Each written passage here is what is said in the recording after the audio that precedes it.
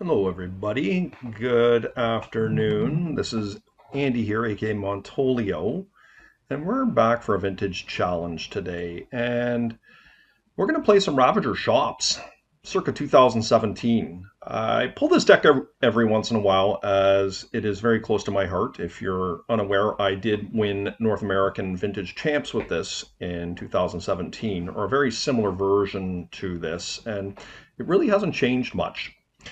And I think that this deck, in theory, is very good against control decks. The idea behind it is you are overloading the board and making it so your opponent has to try and counter all your creatures, and they can't do that efficiently. Now, of course, there are better versions of control than others. I think that the Swords to Plowshare version, like the Esper version versus the blue-black version, is probably better against my deck because Swords to Plowshares is a much more efficient removal spell than Fatal Push. But that said, I played this in a league the other day and I had a very solid 4-1. And really, I think it was very viable that I could have 5-0'd with that, but I ran into a back-to-back Oath opponent who knew exactly what I was playing. And they won the die roll and they mulliganed to 4 and just plopped an Oath into play. And anyways, you know how that goes. It's one of the perils of playing on Magic Online in leagues is sometimes you get paired against the same person and you lose the advantage of your opponent not knowing what you're playing. But that said, I have made a couple changes to the list from the other day, and I think that I am going to be the main deck. There's not a lot to say. I did put a Lodestone Golem back into the deck and removed a Hangarback. I've really been off Lodestone Golem for quite some time. I don't think it is as good as it once was, and I certainly am on the bandwagon that it could be unrestricted. But that said, the rest of the main list is very basic. And for those of you who aren't familiar with how this deck works, is there's a very strong combination between Arcbound Ravager and Walking Ballista, where you can sacrifice all your permanents onto the Ravager and you attack in, and then you plop a post-combat, you plop all your counters onto the Ballista and you deal a lethal amount of damage. And it's a very efficient kill. And of course, Walking Ballista is not a card that we see in the metagame right now. And this card can do a lot of damage against a lot of the creatures that are running around. And Frog itself is a little bit hard to kill, but we're going to come to that in a second. And when you have Steel Overseer going, this was the big tech when I won champs, was putting Steel Overseer into the deck. And Nick Datweiler, I think, is the person that came up with this tech. And it just adds counters to all of your creatures and makes it incredibly powerful and kills extremely quickly.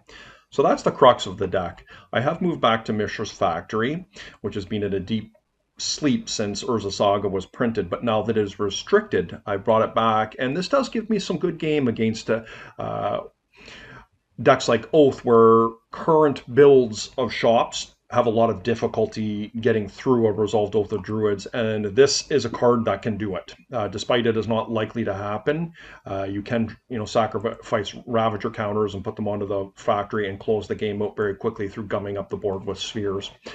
In my sideboard is, I guess, the most interesting piece here, because I am playing Null Elemental Blast today. And for better or worse, I think that this card is fairly linear, but I think it attacks the most important and prevalent card in the metagame right now, which is Psychic Frog. And I don't think my opponents are going to see this card coming, and I think that they are likely to side out, some of their counter magic because I'm playing an aggro deck, and my hope is that post-board I will be able to get them with Null Elemental Blast and kill those frogs outright. And I've moved back up on cages. This has helped me. Dredge is just everywhere, first of all. But of course, Oath has always been one of the soft spots of aggro workshop decks, or workshop decks in general, because you can't interact with it on the stack. So I've moved up to 3. Of course, it helps me with Dredge. And I've moved up to another Dismember in the sideboard to help me against frog decks, to help me against white initiative, that sort of thing. So one of the things I took out, and of course, I just feel like it's crazy not to play Leyline of the Void right now. So there are things that we could do to get rid of Leyline that we could probably still make it somewhat efficient, like, Sorcerer's Spyglass, Esther Pithing Needles, things like that, the Soul Guide Lanterns, but I just think that this is hands down the best card against Dredge, so we're going to keep them in. So that's pretty much what we're playing today, guys. We'll see how we do, and yeah, as always, I do appreciate you hanging out. Like, comment, subscribe, and we are going to see you in round one. Okay, guys, here we are on round one. We won the die roll. Hirogishi is typically a countervine player.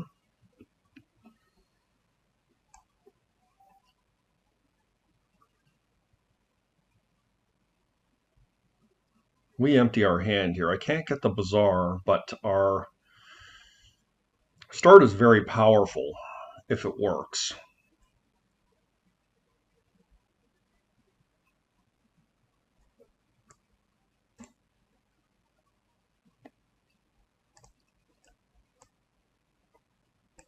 It looks like they're F6'd here.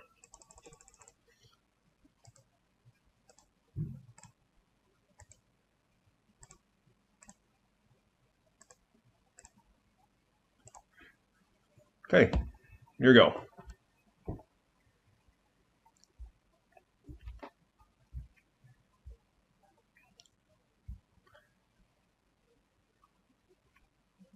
I mean, I can't mulligan that hand looking for a wasteland or a sphere. We just have to try and overpower them. And this hand certainly can do that very quickly. So my opponent has deduced the same. But I feel pretty strongly that they are, I just know them to be a Bazaar player. I'm not sure if they could be on Dredge. Okay. I'm betting that they are on Squee. That's how I'm going to approach this.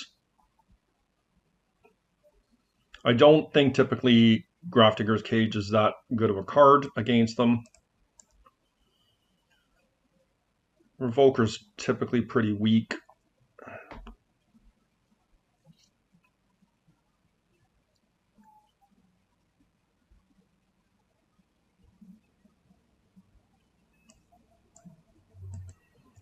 Let's try this out.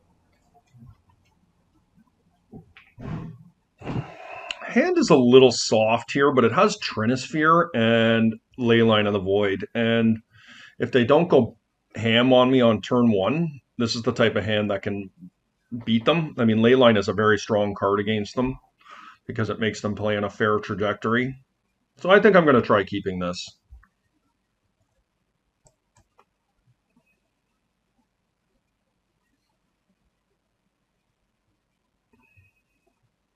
And maybe they've kept a graveyard-centric hand.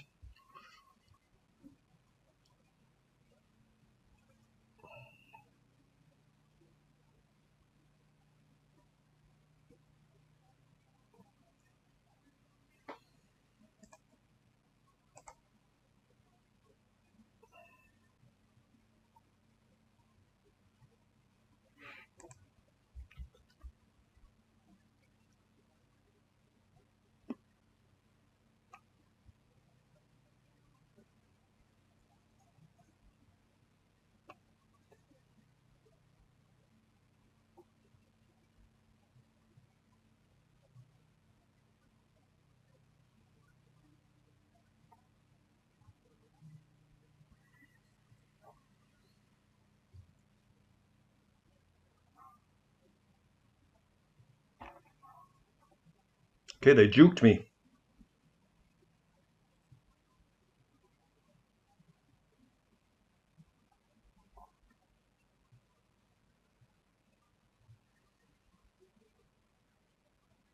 What is this? A Magus. Okay.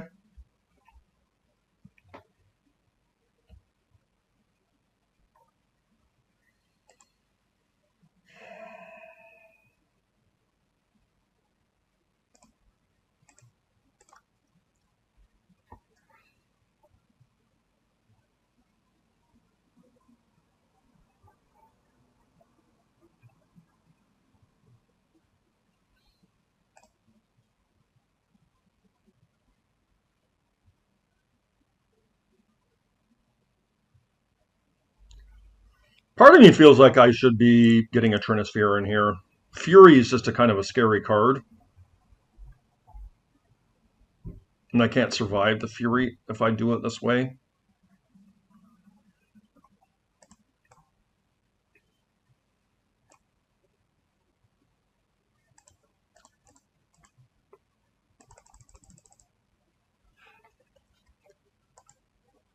I want to have enough permanents that I can sacrifice and survive a Fury, because my Ravager, I think, is going to be a very important part of me surviving this.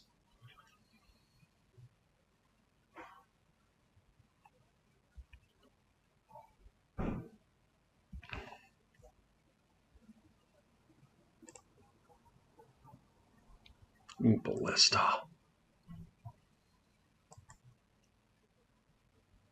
Ballista's a good one.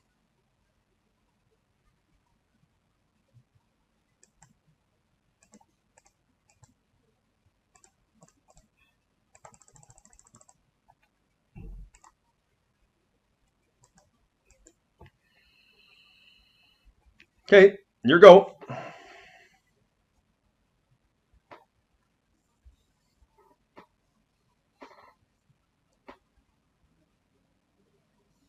Okay.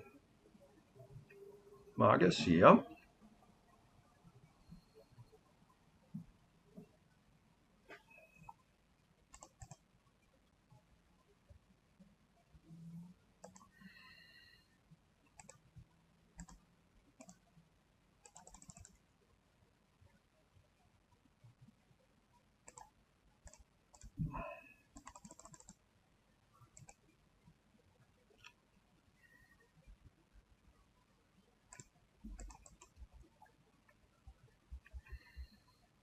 Might double block here. It's pretty good if they do, because it forces me to sacrifice my Ravager in a place where I'm not really keen to do it. Yep.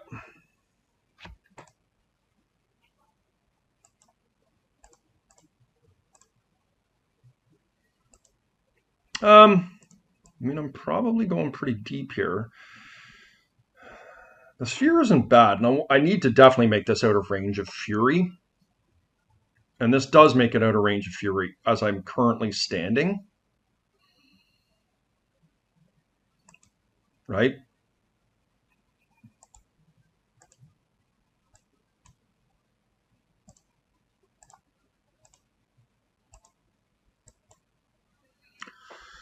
Okay. And those ancient tombs are going to matter here.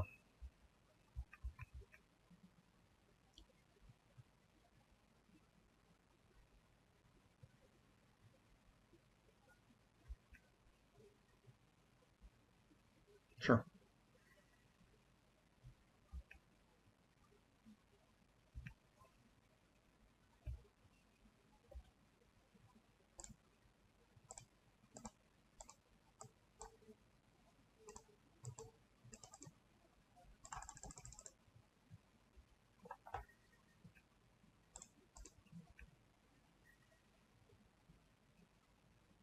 If they tap an ancient tomb, I can just kill them.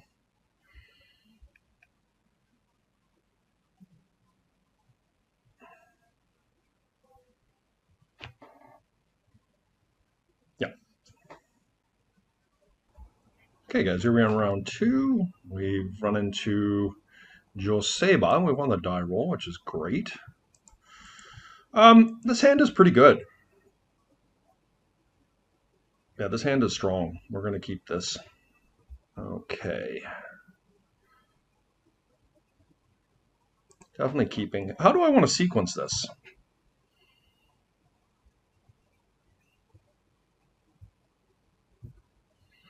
Like, the most efficient way to do it for value is to cast a turn 1 Foundry Inspector. Really, it's a byproduct of what my opponent is playing here, and it's hard to know. Joseba has a lot of range. It could be White Initiative, it could be Luris, it could be Dredge. What I'd like to do is go Black Lotus into Inspector, into Vexing Bauble, Ancient Tomb, and cast Overseer and Revoker. Now, this hand is not great against dredge by any means, but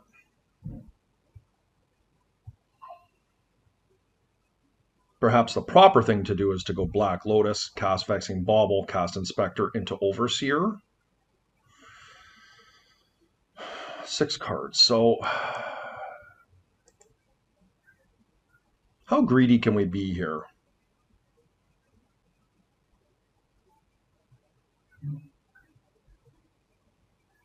What if I cast Black Lotus Inspector and they counter it? How bad is that for me?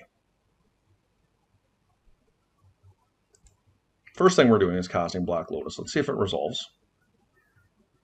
I have to do that no matter what.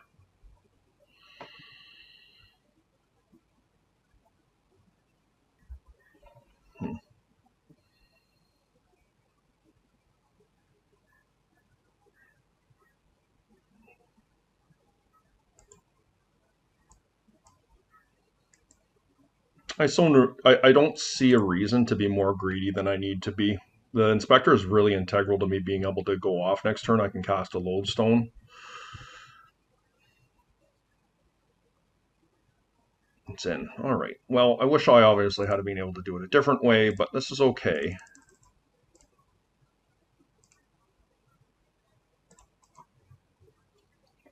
If I find a land, we could do Lodestone Golem next turn, and it's pretty good.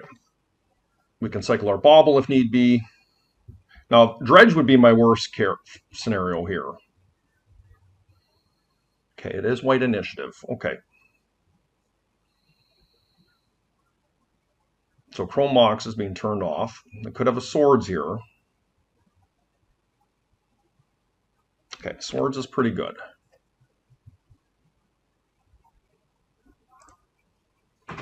Oh, no! Oh, that's so awful, guys.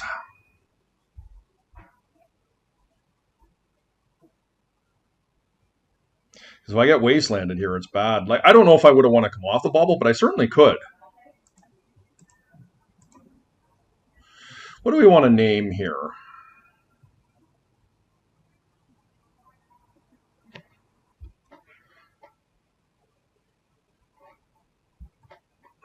I think we name Chrome Mox.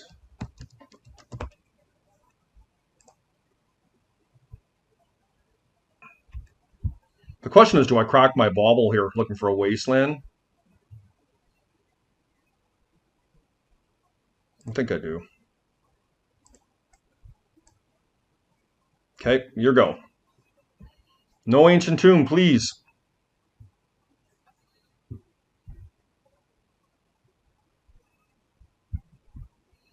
If they do a fair play here, like they don't cast anything, the Lodestone Golem is obviously going to be quite good. All right, so they did find something, and that's pretty bad for me.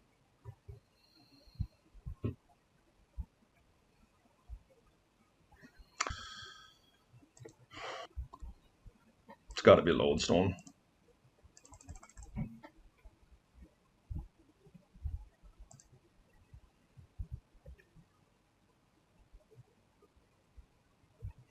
Hopefully they don't block here.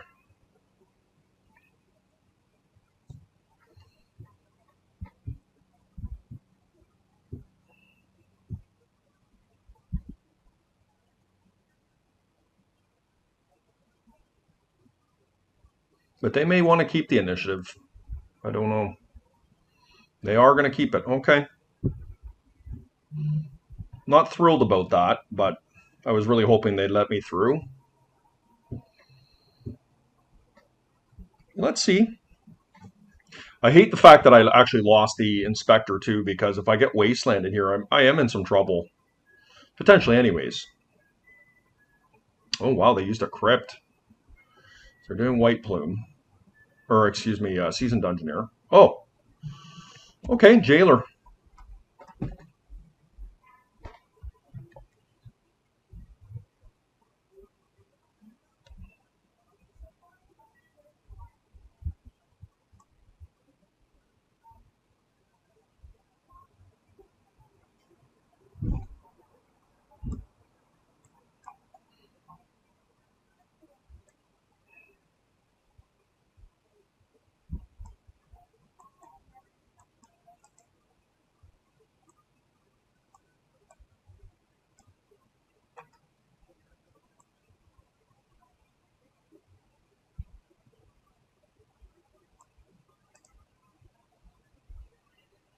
I might just, they're gonna,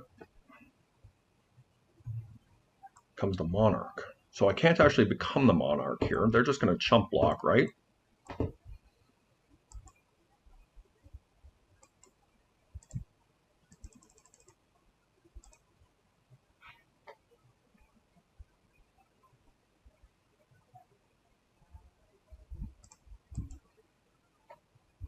I hate to do it this way, but I think it's actually correct.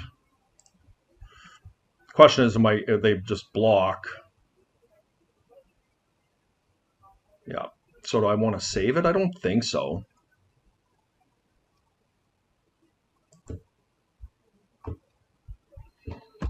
Let's just hope we can get through here next turn.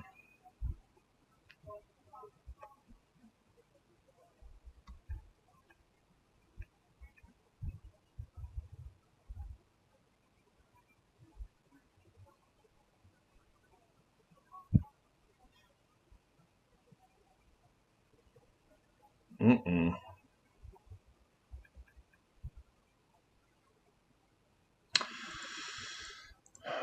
So I am going to sacrifice my mocks here, and I'm going to put it on my snake. It will trample now over this if they don't have another play.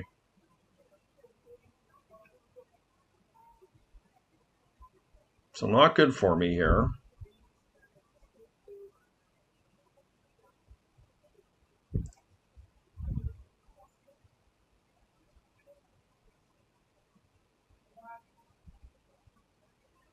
Get a double block in. Okay, they're going to win this one here.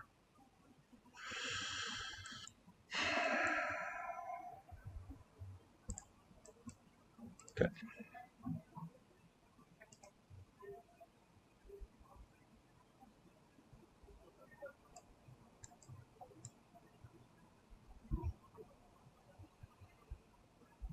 I really do like the way I'm set up just in general here. A Vexing Ball is still very good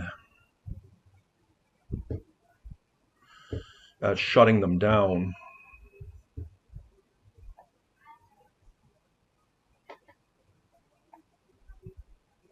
But I need to cut 3 cards in order to make this happen.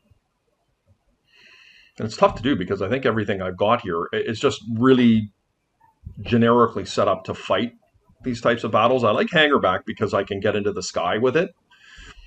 Like Stonecoil because it tramples. Like all my creatures are cheap. I think Ravager is fine for shutting off Chrome Mox. You know, Vexing Bauble is pretty good against them. It makes them play fair. So the question is what comes out here? Maybe I can take a Thorn out. Thorn does slow them down. Right, I can't not have Dismember. Dismember is just so big. Maybe I just don't need Vexing Bauble with Spheres, because Sphere is going to do a good job of slowing them down. I like my mana base. I think Foundry Inspector is important because it can swing with them.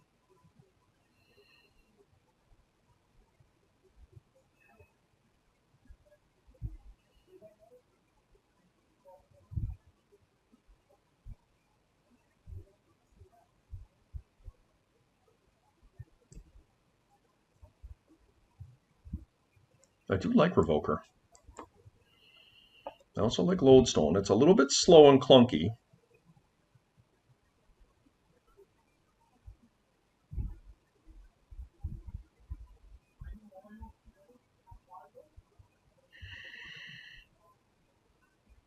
Difficult to know.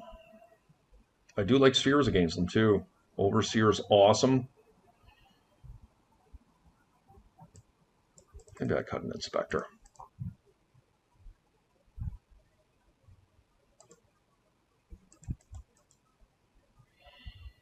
This hand is slow and clunky.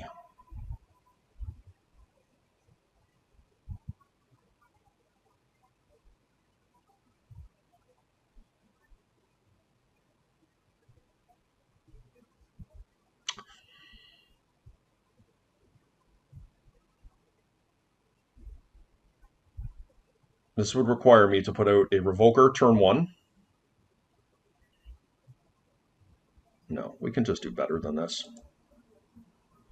Our deck is very explosive. Keep this. I think I'm going to put away an Ancient Tomb. Okay.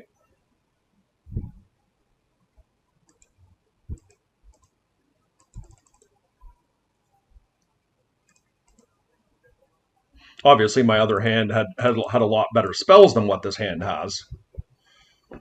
But this is a strong start, and I'm going to be able to get through them here, regardless of what they do. On color box, naturally. Okay. So this is a Containment Priest.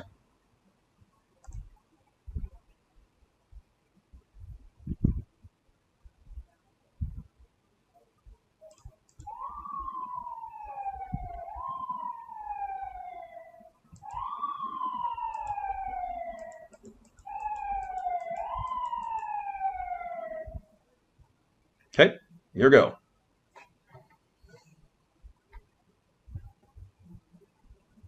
They just have swords. Okay.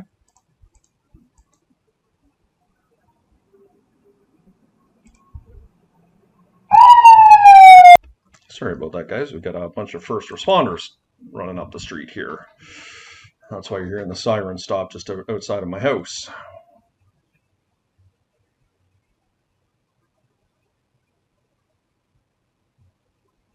Archon. Okay. Well, that's pretty good because I can't get through that with my factory.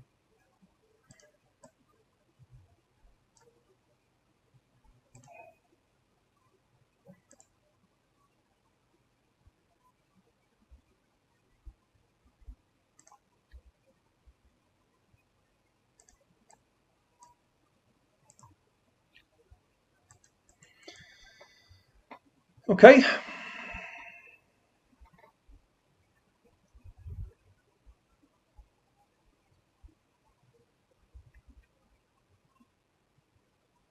The combination of removal from my Ravager and a Wasteland is bad for me here.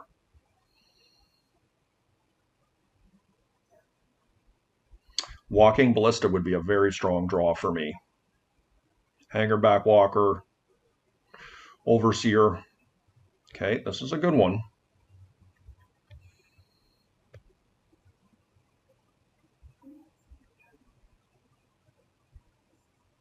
They did not attack. Sphere is not helpful.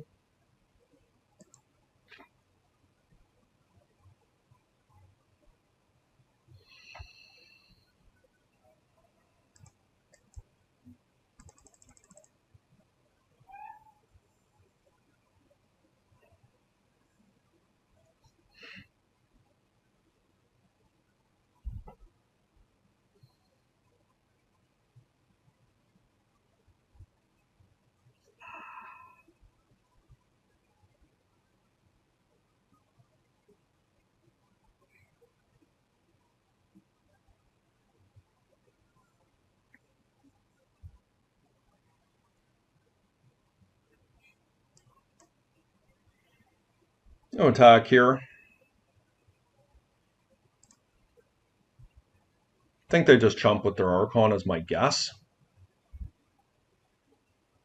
Okay.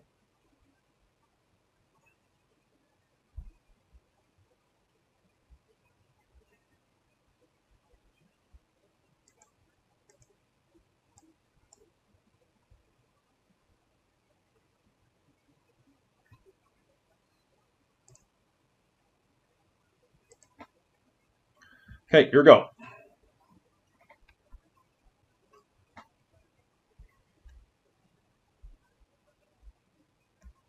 Okay, they're searching here. They're probably looking for removal, and removal is pretty good here.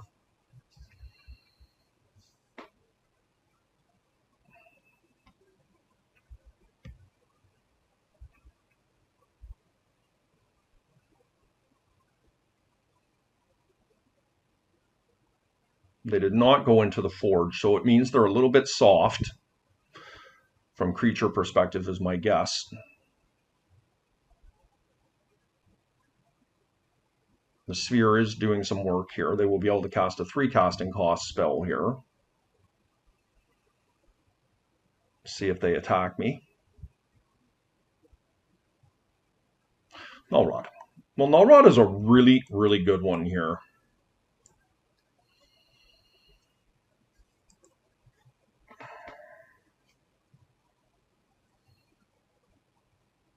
I feel like the Sphere is doing some level of work here. I'm not really keen to trade my Ravager.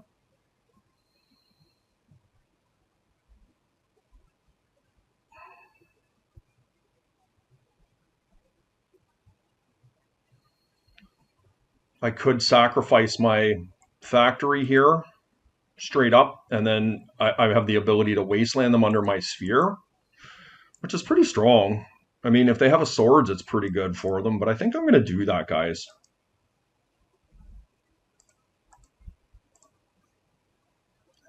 It's a bit of a gamble, but we're going to try it.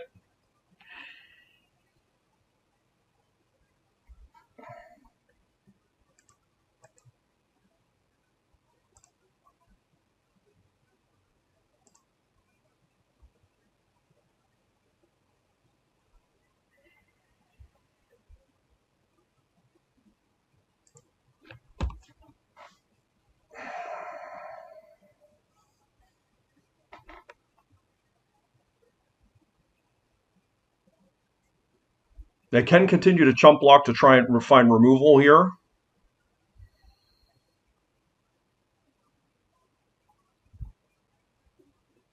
What I've done here is definitely a gamble, going all in on my Ravager and getting rid of my factory, but I think it just is what it is.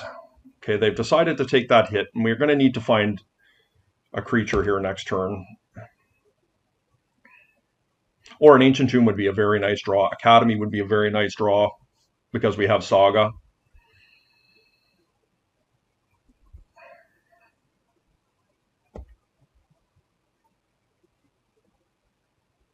So they don't have anything.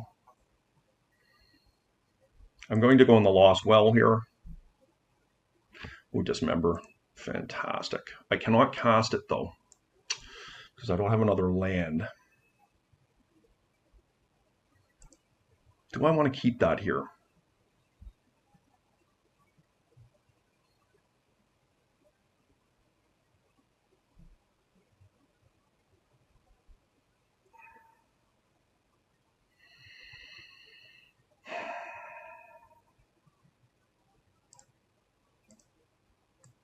No. But finding a place to put my counters here is pretty strong. Even though I can only cast it for one.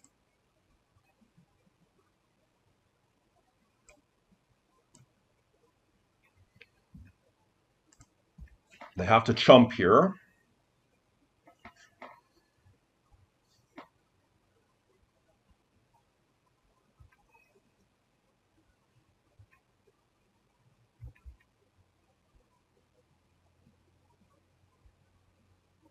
Okay, they did find another land.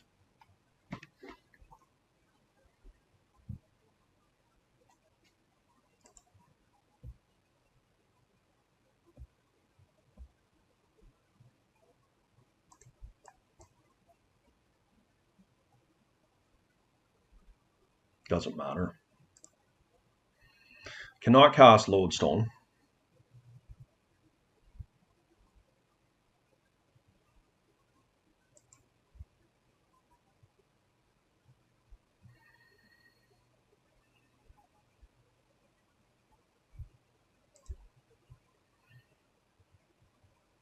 So they go in the stash. So we attack with both here. They have to get in front of the Ravager. And if they kill the Ravager. Ooh, is that Exile? It is too. That's huge. Okay, well, maybe we're losing this.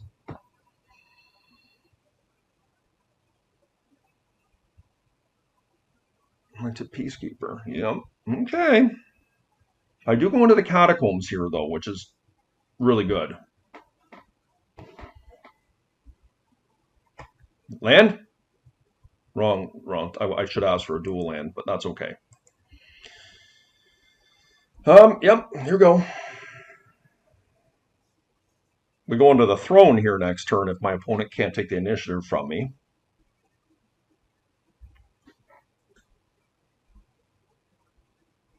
Definitely will block. Any land that taps for mana will allow my factory to get in here, and it did.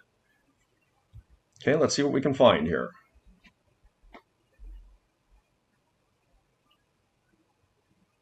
Believe it or not, Foundry Inspector is the best I got. I guess I could get a snake. That would be a 2/2.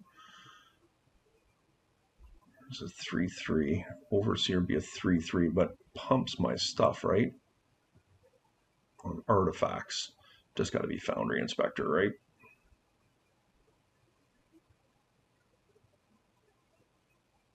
It's pretty pathetic, but I will take it. Yeah, that was a good draw. So this does allow me to cast a lodestone for 4. I'm not complaining there. Pay 2. Oh yeah, okay.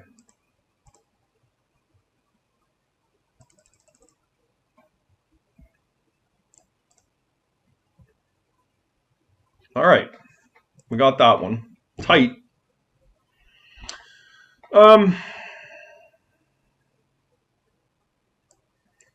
Chalice is pretty bad. Let's try this.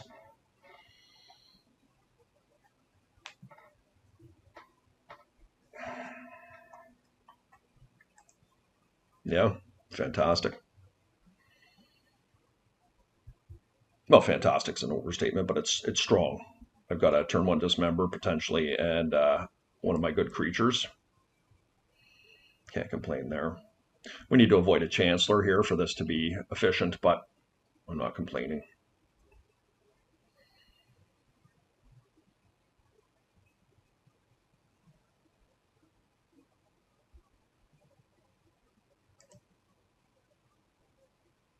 Wow. Okay. Turn 1 lodestone. It's pretty damn good. Can I resist a turn 1 lodestone? I don't think so. Like a Swords to Plowshare certainly is really strong, but lodestone is pretty good against what they're doing.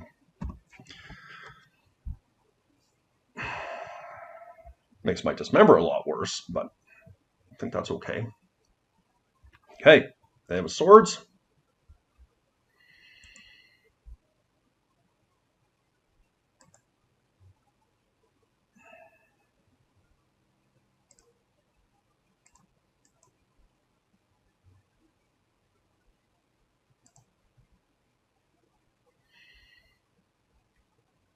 They do have a swords. Okay.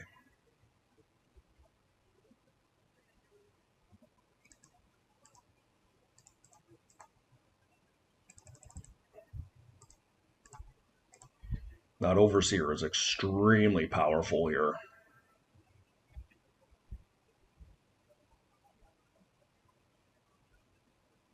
Okay, nice win. Okay, so we're playing against what is very likely Squeevine here. And unfortunately, we're on the draw because we're on the play. Vexing Bauble's just very, very good. But maybe it's worth keeping it. I'm going to try it. I feel like we're probably dogs in game 1. We're on the draw. That's going to help us shape our hand up a little bit better. And if they don't have a big turn here, we have a chance.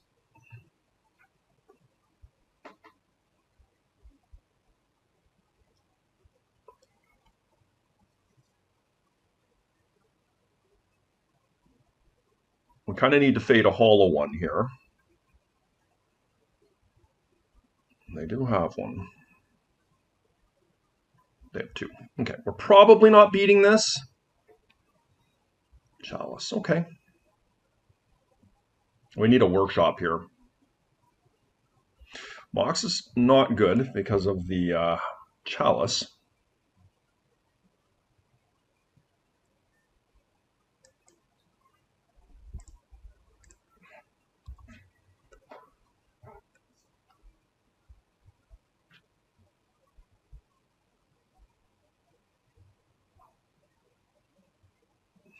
Unbelievable. They had a misstep. Okay.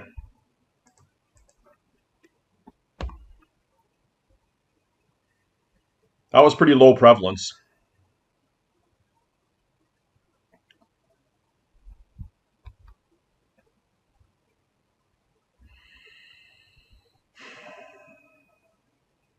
Nine, they deal me exactly 9, but 8, but I can get this thing into play. But this shuts off next turn.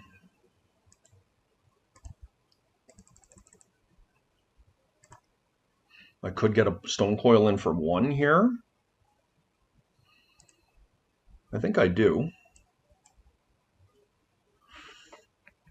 And I can chump block the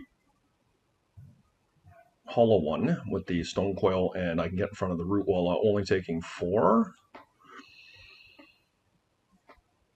All right.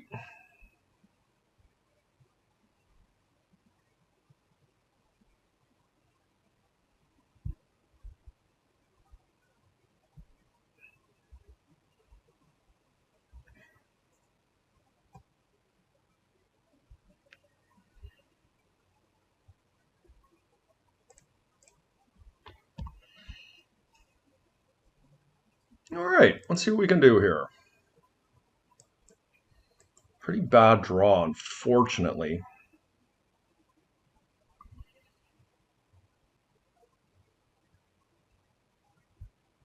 What if I tap this for 2? Puts me to 3. Puts me in a pretty tough spot. But it allows me to tap the factory. I think I just do it.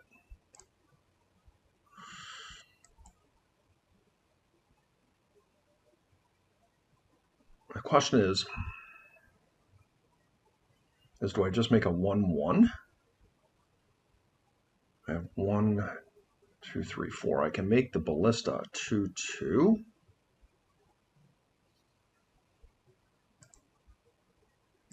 Come off the factory.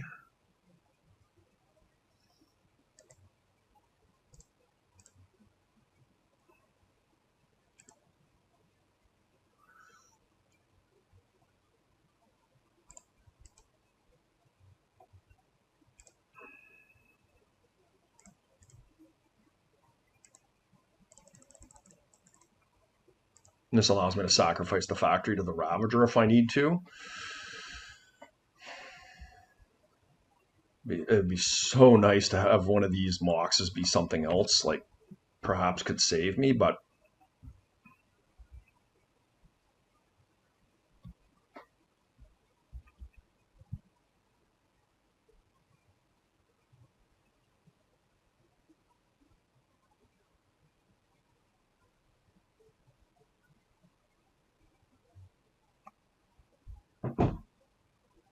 I'm in a pretty bad spot if they find a Wasteland too.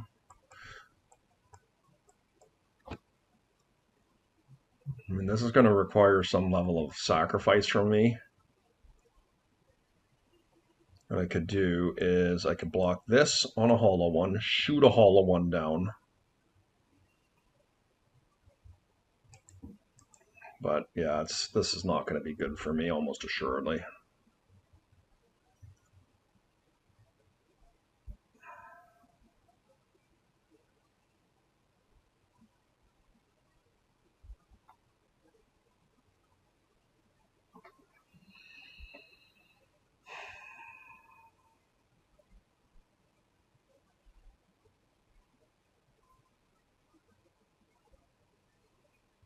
I think what I do, guys, as awkward as this is,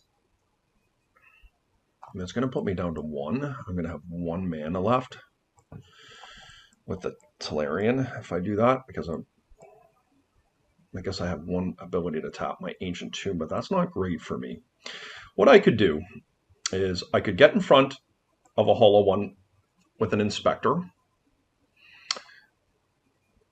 and I could get in front of the other one with a Walking Ballista. And I can sacrifice all my permanents and pop it onto the Walking Ballista to make it a 5/5, killing the 1 hollow one. But that's pretty crazy.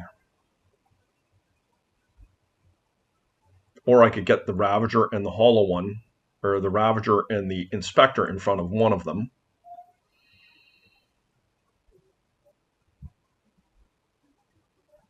Or no, probably what I have to do here, guys, as awkward as this is, I think I put a hollow one in front of an Inspector, a Ravager in front of the other one. I sacrifice, no, I can't do that. I shoot the other hollow one that's blocking the Inspector. I kill that, and I sacrifice the Ravager onto the Ballista. The question is, do I want to, that's the line. The question is, do I want to sacrifice my factory to do that? And I'll be down to just a walking Ballista here.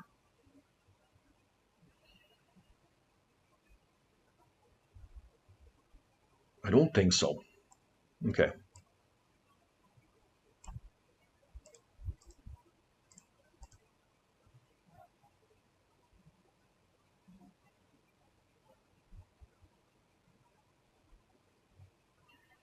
The other option is that I block with the Ballista, shoot instead of the Ravager. I could do this, shoot the other hollow one that's blocking, sacrifice this to the Ravager, so I have a 2-2. But I feel like the Ballista might be more valuable than the Ravager right here. I'm not 100% sure.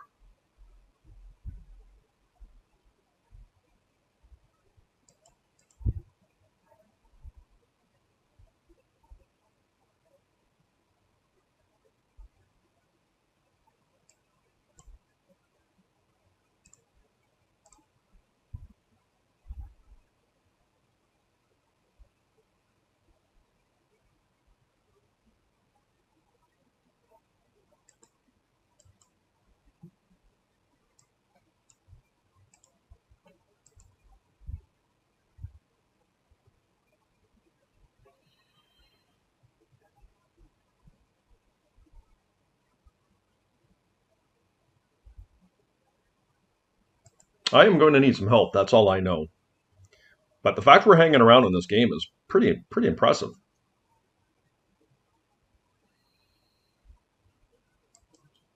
So we also need to fade Force of Vigor here. Force of Vigor is a card that scares me quite a bit.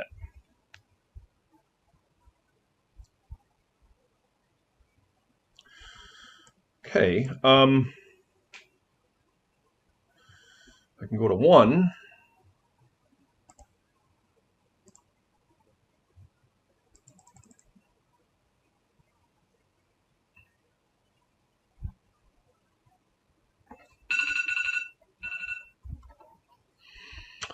I don't think it really matters what I put it on. I'll put it on Asking Rootwalla. Okay, now I've got 1, 2, 3. Oh, that Chalice just got me so good. This would be a very, very different game.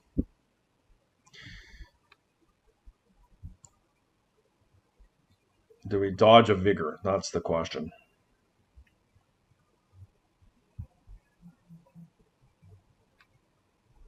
We did.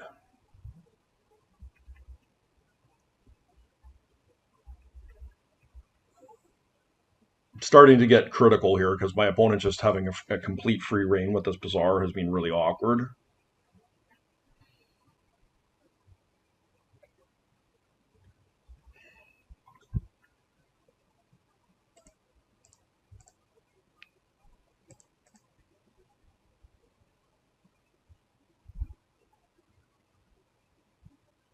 How do I want to block here?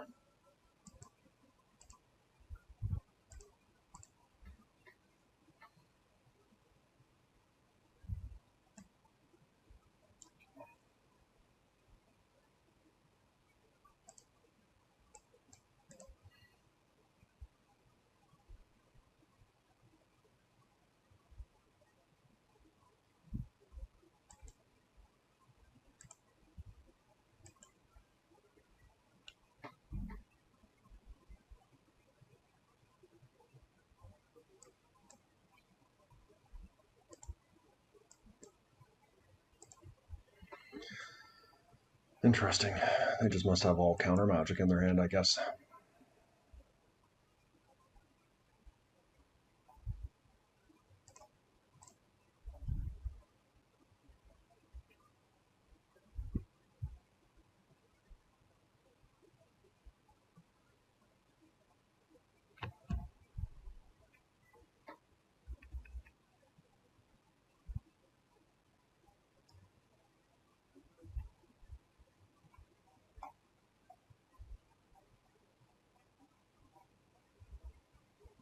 I need something like, um, okay, that's pretty good for them. I think that's, I can get a block in and kill one of the root wallets, but that's it.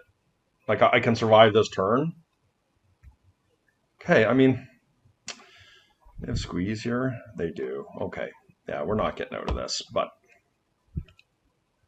I'm going to be completely hell-bent here in a second with no mana.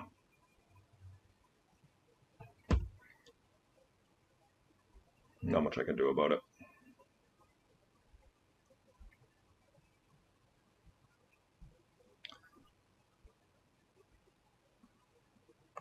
Okay.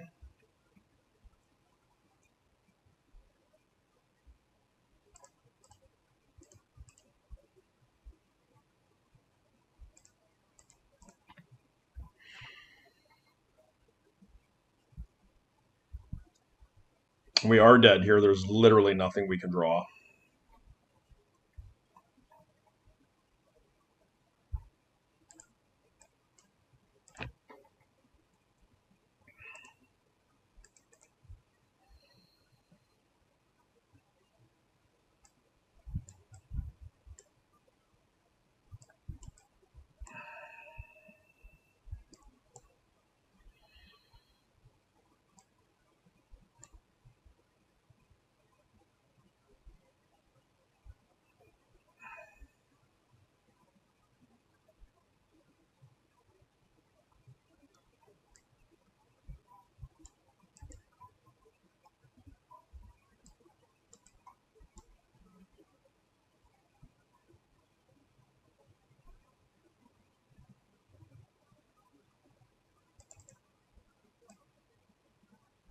I think this is what we're looking for here.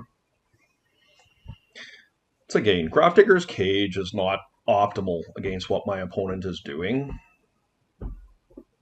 There are hands that they can have where it's, double Vengevine or something like that, where you're like, oh, okay, I wish I had a cage. But most often than not, it's not very good. And as somebody who's played a substantial amount of Squee, I have never, or I should say never, I very rarely felt like Grafdigger's Cage was a good card to play, and I'm quite often grateful people sided in against me. Just not an effective card. Okay, let's have a better game this one. That is not it.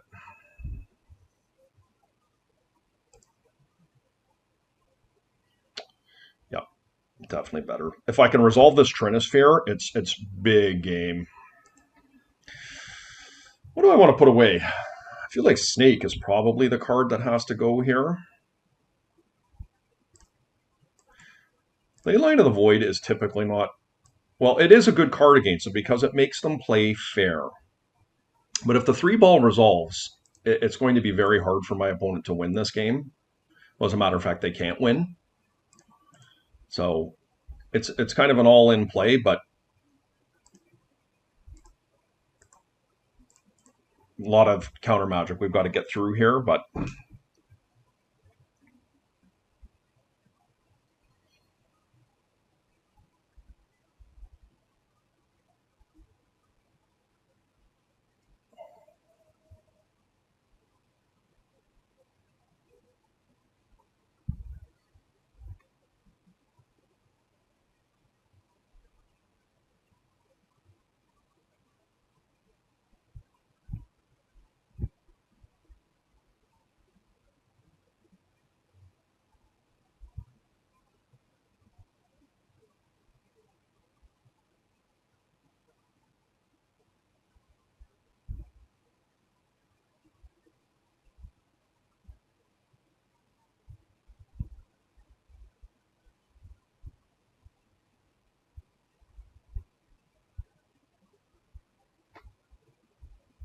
Okay, they did have the Force of Vigor, and they got the ley line here, but it's going to be very challenging for them to get through a 3 ball.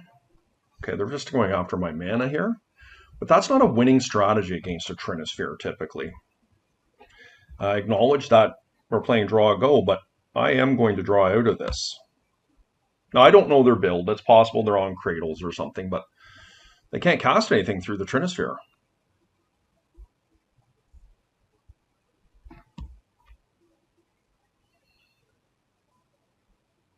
Now, they do have 4 lands that they can find somehow, but it's not probable.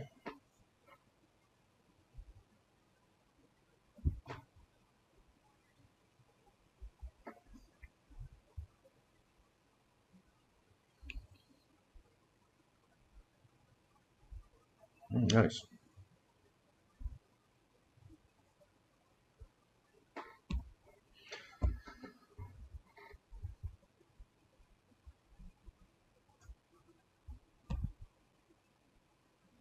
Just need to find some lands here, guys. We got a lot of them in our deck.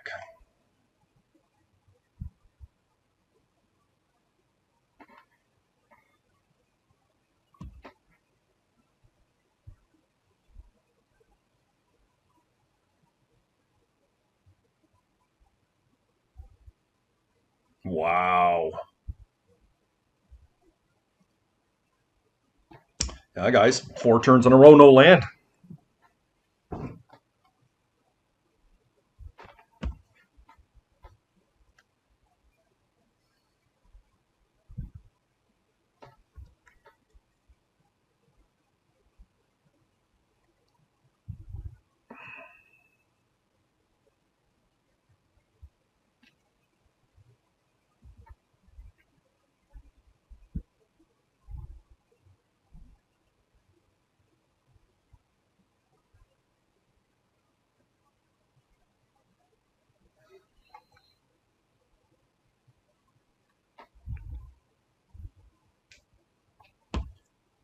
Turn 6, 1 land. It's pretty frustrating.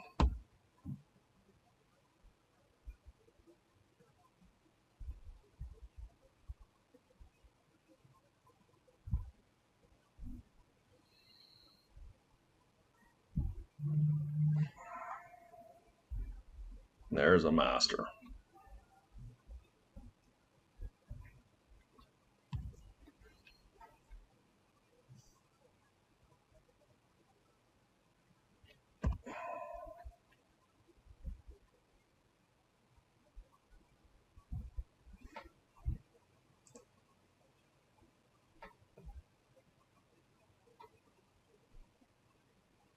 Oh, they've lost 2 wastelands here, so they've only got a strip mine left.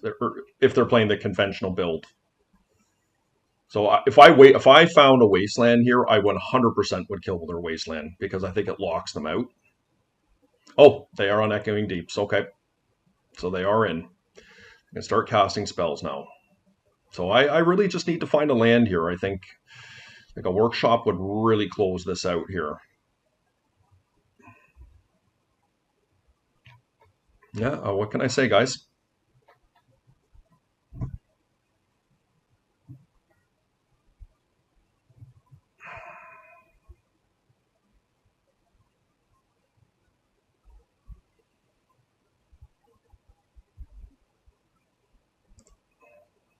With 3 ball, the Inspector loses a lot of its value.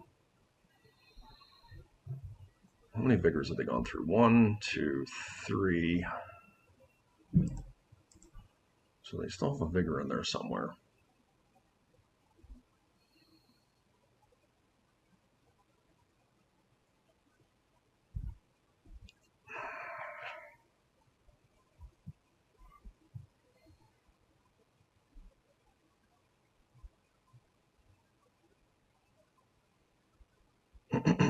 This is very low prevalence on my part here, not having found a land in 9 turns.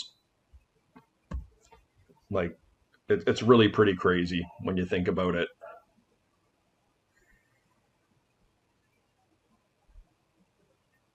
I honestly might need that option. Now they're finding squeeze and masters and such.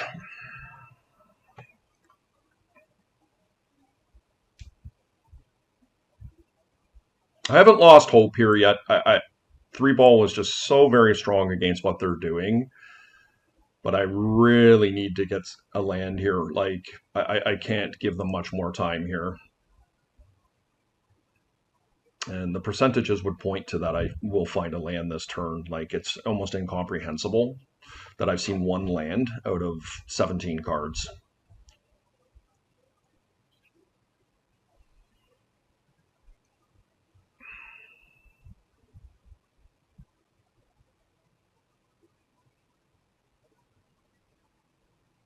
So all their wastelands are gone, and their strip mine is gone, and echoing deeps is gone. So I think that this is what they have. Okay, they did find a root wall.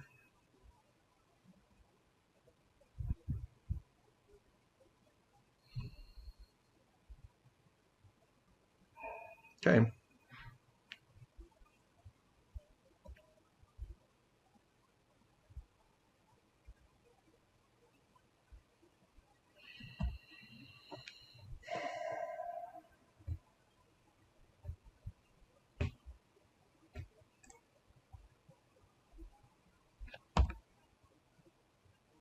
One vigor, two vigor, three vigor.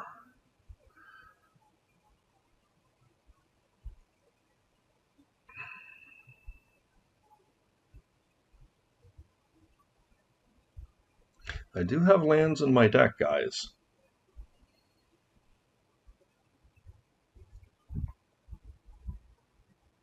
I wonder if they're just going to vigor me here. Oh, thank God.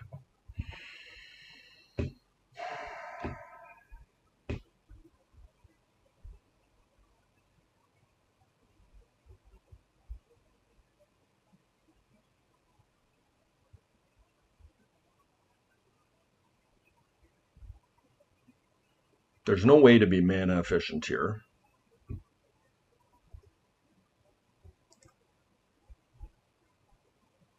I honestly don't know that they can wasteland me. I don't know what they have for land in their deck. Maybe I just cast a walking ballista here.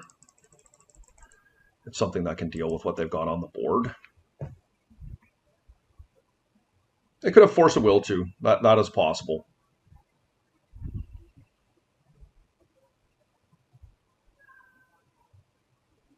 Okay, it's in.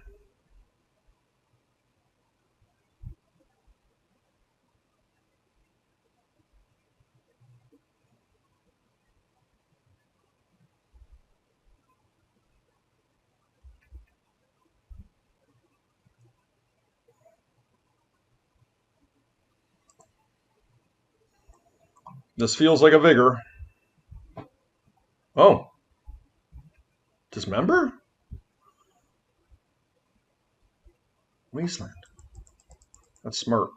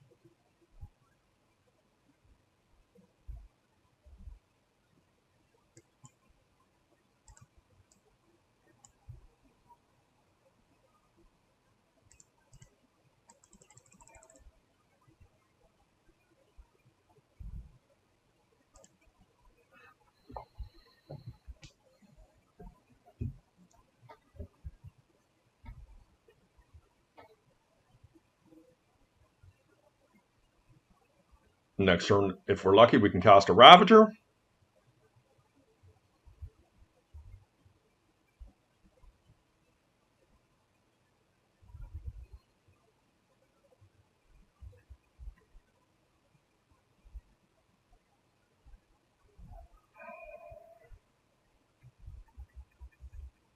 I am tempted to actually cast a Soul Guide Lantern here as well. Let's assess next turn. Like the Vigor is the thing that scares me the most here. I really want to find a Wasteland. 1, 2, 3, right? 1, 2, 3.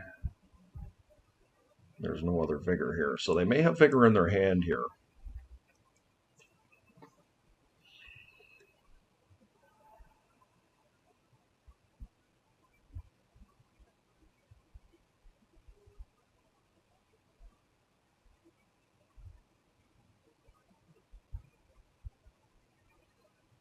So there's still 3 Root Wallas floating around too. So that's kind of scary. In addition to a hollow one. So let's just see if they cast a Root Walla here. I'd be thrilled if they did. They didn't.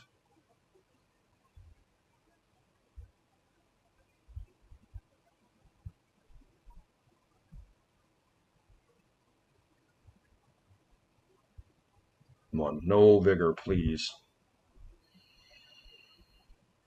Noxious. Okay, they're continuing to play this game here. Got a Wasteland. I mean, I don't mind this. Game of draw go here.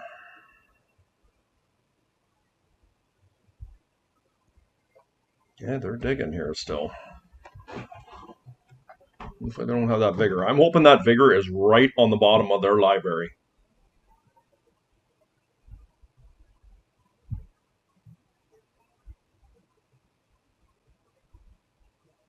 All their revivals are gone now.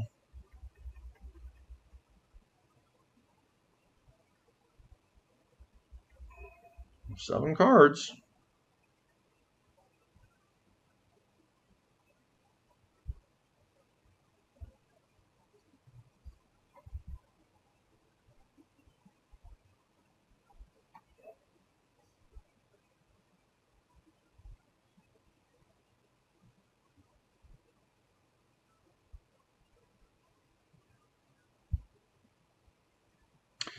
Feel like we have to get through this turn without being Vigored.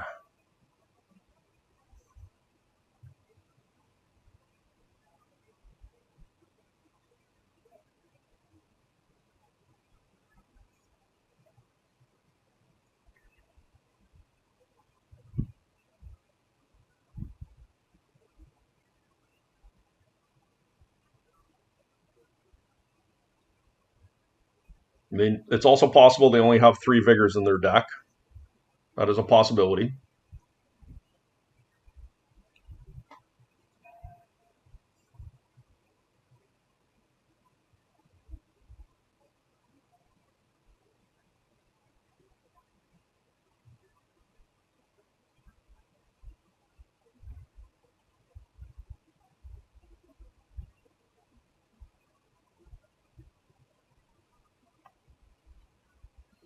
Any Soul Land or better here.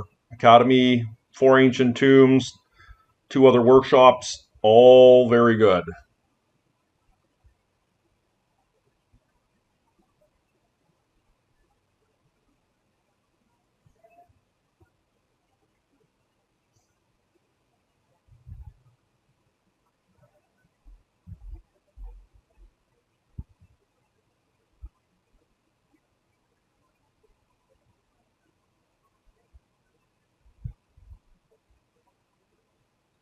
Probably, if nothing happens here, I will likely cast Soul Guide Lantern and remove their graveyard, taking away the fear as much of being Trinisphere getting removed. Because that way they can't get me with Vines. They've got to be very careful here because they've got 7 cards left in their library.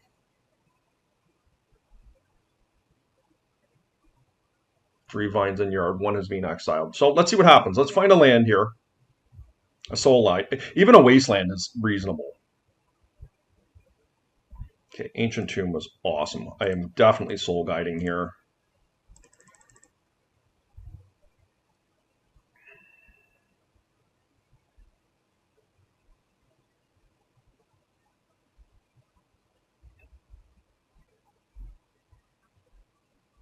I guess they can counter this. They didn't.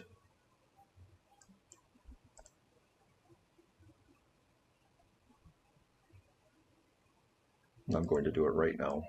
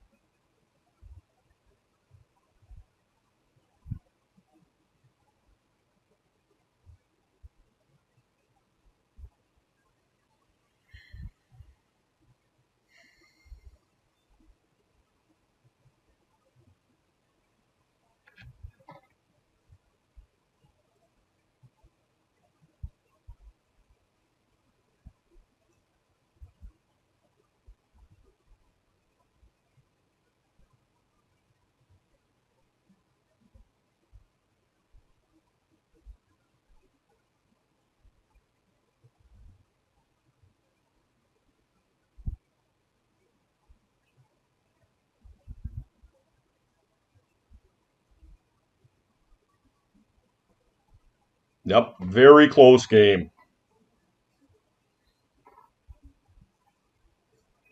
I don't know who my opponent is. I don't recognize this name.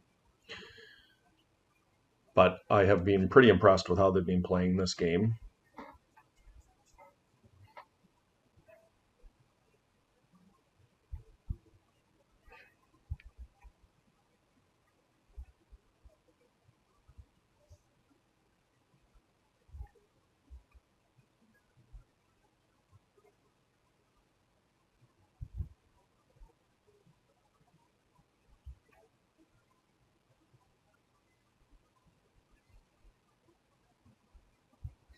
So they still could could have a Vigor. They still could have a hollow one. There are a couple of root wallas. There are no more Vengevines.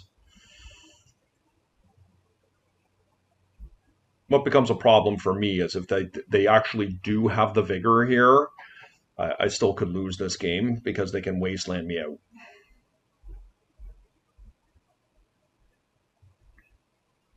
And there is the Vigor. Okay, well, they've left the 3-ball. I don't think they should have left the Trinisphere there, to be honest. Because I'm not sure how they win now.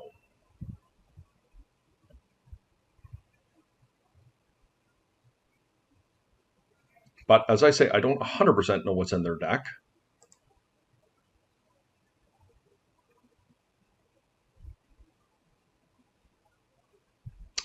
Okay.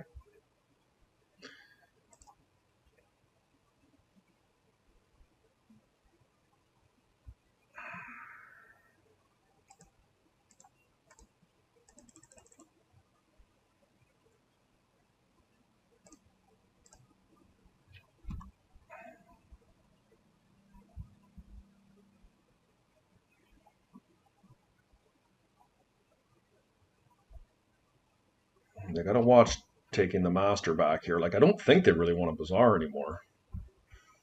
I guess a Fury would be really good here. Maybe that was a better reason to play Ravager.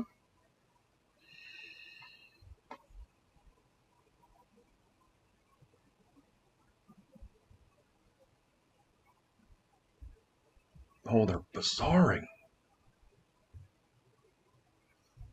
They must be looking for that Fury.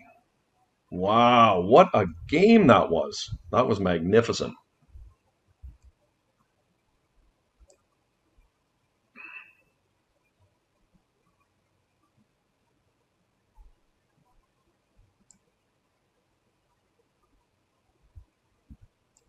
We're just set up.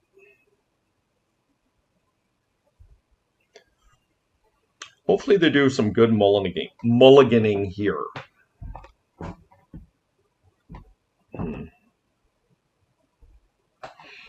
What does this hand do?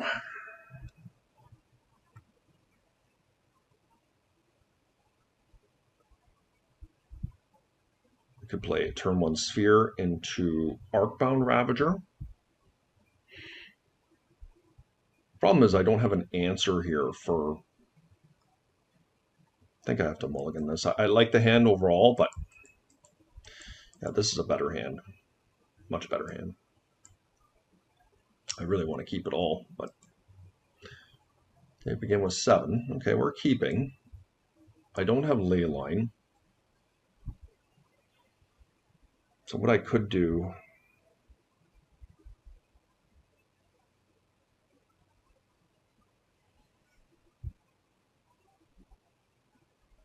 Honestly, I think I have to put the sphere back here.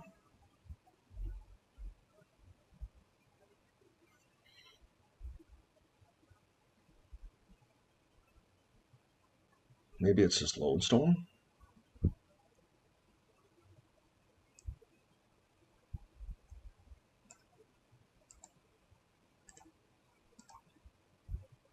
It's risky. They lost 2 hollow ones, a couple fury, so they do have fury in their deck.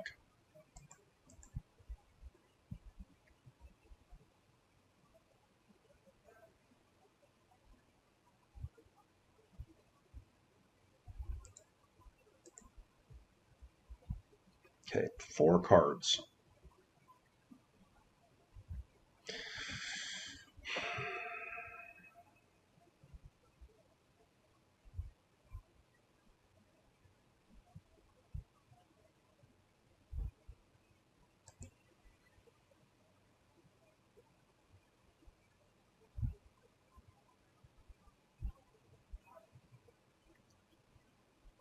Well, I have to take their wasteland.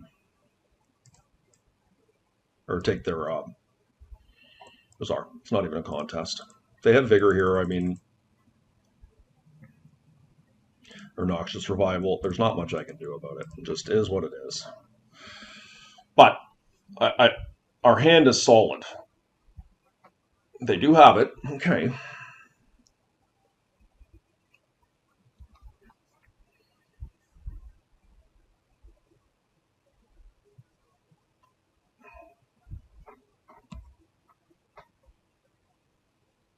Pretty scary here. That's maybe why the sphere was a better play than the lodestone, because I can get it down while having to wasteland. Yeah, now that I think about it, it was probably better to do that. Taking 1.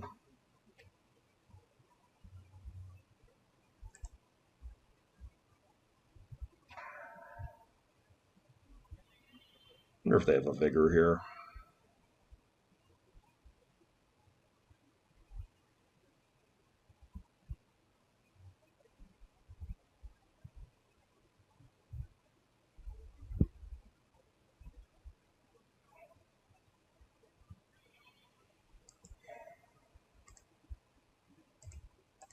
Feels bad, but I got to do it.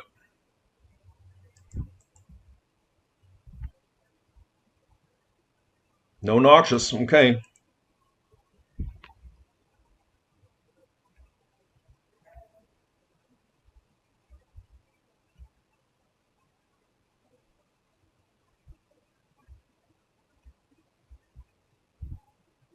Yep. Okay.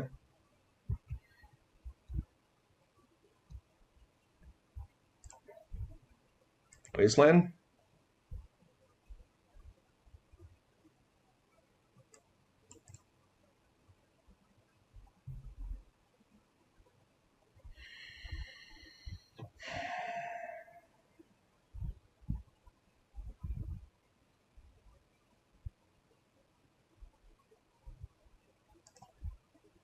See if I can get it through.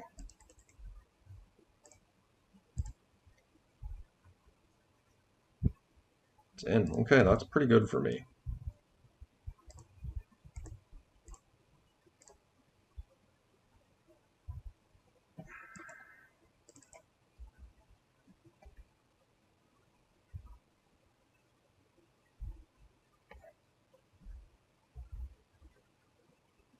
If I'm left unaccosted here, from a Vigor perspective, I should be able to take over pretty quickly. Hopefully, oh, they don't wasteland, so they have a Vigor.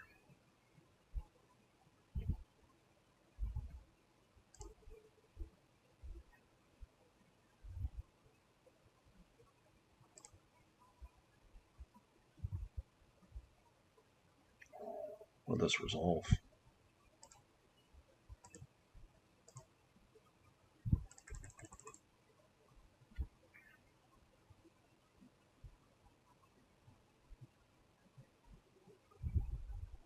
They do have Vigor here.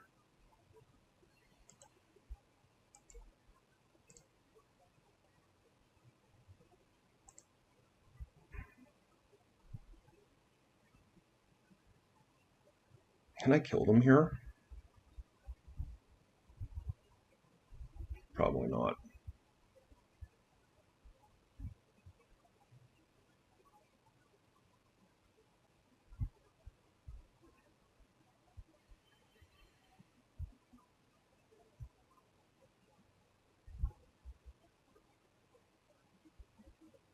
Smart.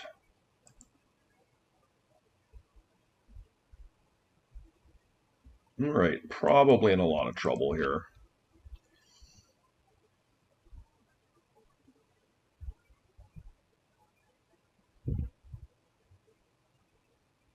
Okay.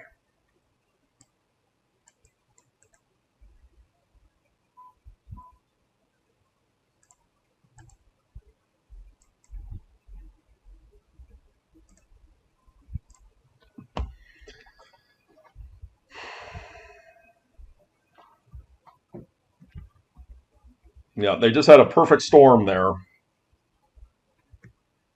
But they've got to be careful here.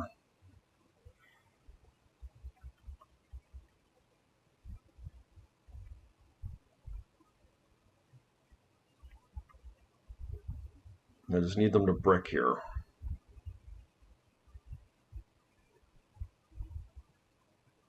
Okay, that's good so far.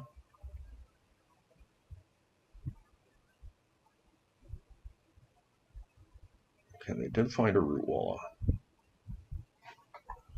There's a vine in their yard. No, that is not a vine. They got a hollow one here. Okay.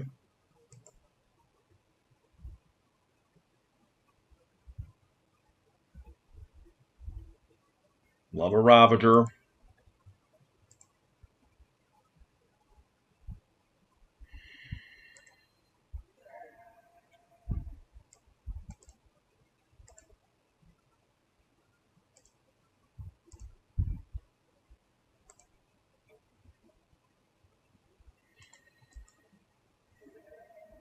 Okay, we are officially in some trouble here. Yikes. Wonder if they don't realize I can pump my ballista here, and if they're paying life.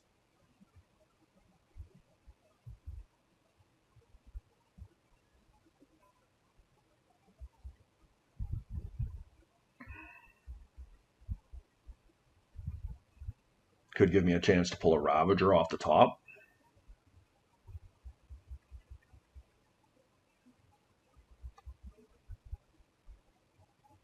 Oh, they put Force of Vigor on top. Yuck. Okay. That's gonna do it for me, guys. Here we had a good battle. Oh, my opponent's got 48 seconds. I didn't realize.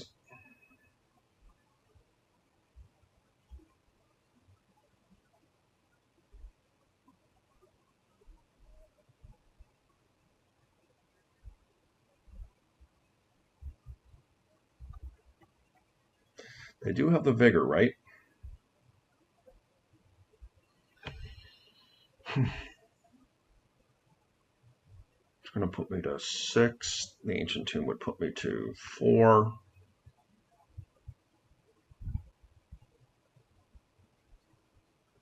They're down to 36. They're at 5 life.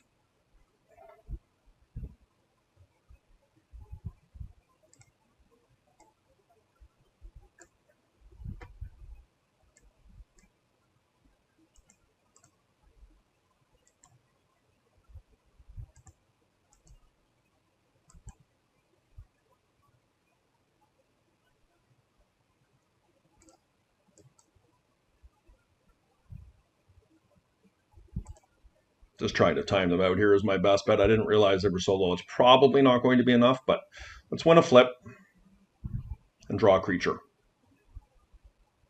Smart.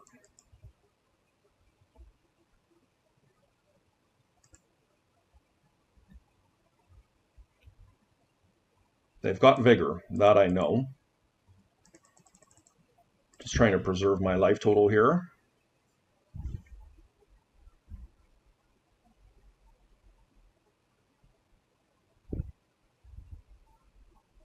Oh, those triggers are going to hurt them.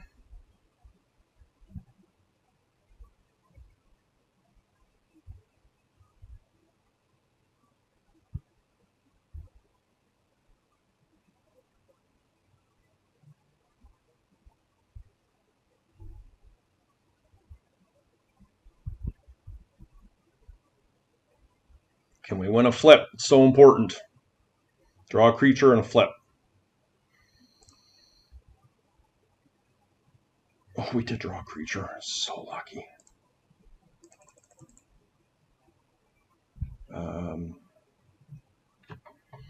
Is there any? Does it even matter if I pay 2 life here? I don't think it does. I think I go to 1 life. There's 7 cards in hand. You know where it matters? Oops, good thing I thought about that. A root walla.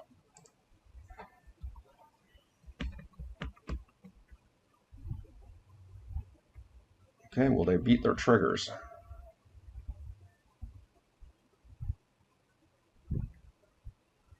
Oh, they kept them in hand. Smart, smart. 1 second left. So close. Okay, guys, here we are in round 4.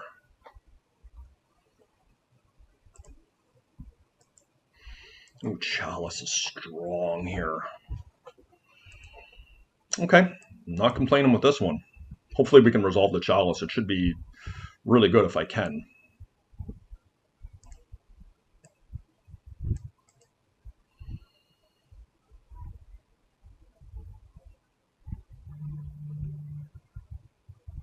It's in. Awesome. I'm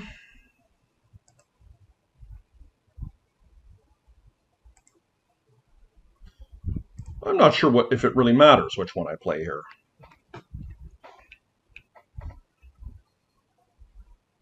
They do have this player. I think they play like Grixis Tinker. And so making them play a little bit fairer here is pretty solid. And now Bolt is something they could have here. Maybe that was a reason to play a Walking Ballista, but we'll see. I like if everything moving forward is much better when the Ravager is in play with reference to being able to sacrifice things they're targeting is the argument for it. The argument against it is if they do have something like a Lightning Bolt in their hand, it's pretty tough. So the next thing that we need to look at here is Urza Saga. I believe given the weakness of our hand,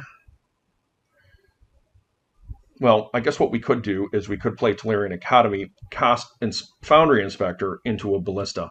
The problem with that is that if it gets countered, I'm set back significantly on being able to kill my opponent here in a reasonable time frame. So based on that, I'm going to play the Ballista at 1, and I'm going to cast an Urza Saga. They do have a couple Wastelands in their deck. Not a full suite. But if they're wasting time countering or wastelanding, it means that they're not progressing their game state. Did not use Ponder's ability, so they liked what they saw. I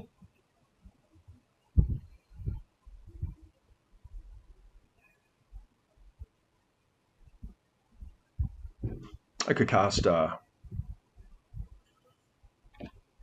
just really like Urza Saga here.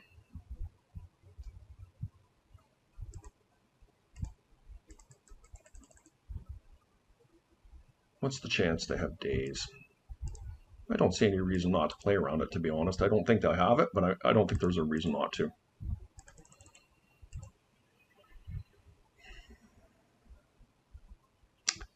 And if they force this, I mean, yeah, it's pretty good, but we get in.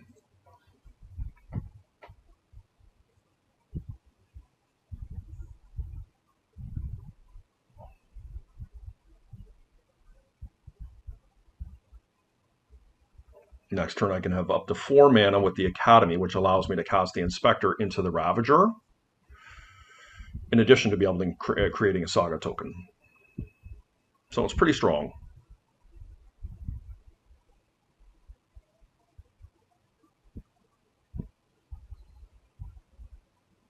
That is not a Wasteland. They also have Dark Faden in this deck, so... Okay, they're holding some mana up.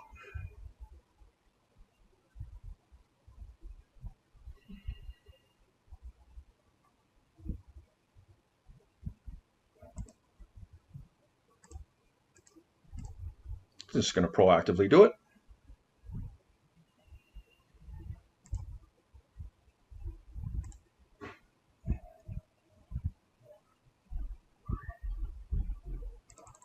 I think this is very likely to get forced.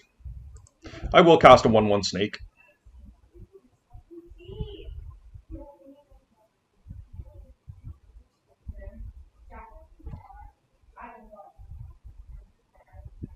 I do think they will force here, because I think they're behind. And, okay, let's see what they got here.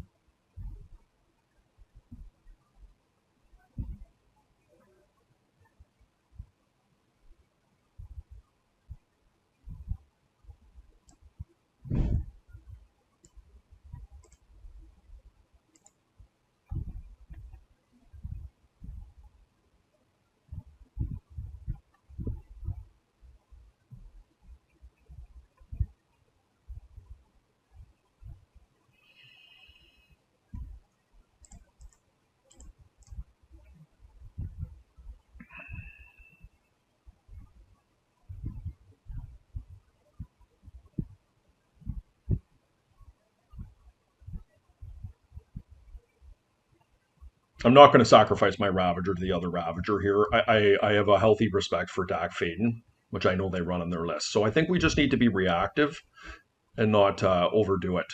I will hold the snake instead of putting a 1/1 in now. Oh, they got Hurkyl's Recall. Wow. Okay. Well, that's probably going to cost me the game. Can I kill them here? 1, 2, 3, 4, 5, 6. That's only 7. Yeah, no. Okay. Main deck, Hurkyl's Recall. Really good, guys.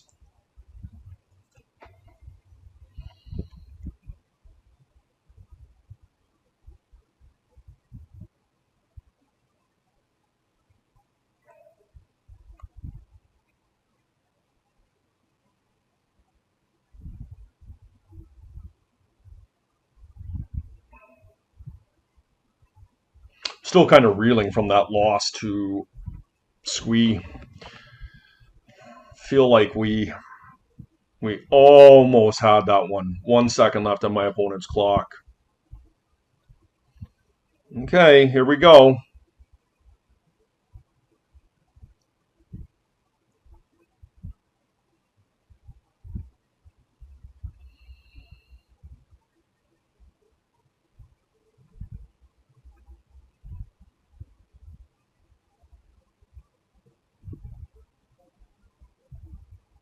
There's that bulky. Okay.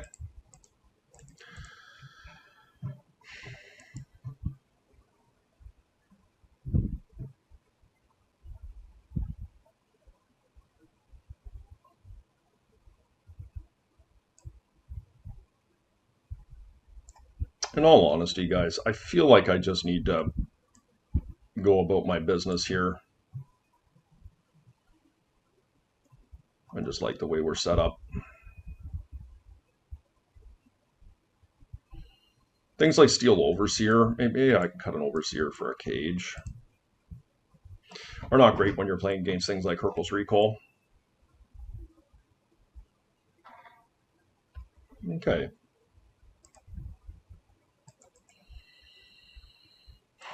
Yeah. I mean, if they have the force, it's unfortunate.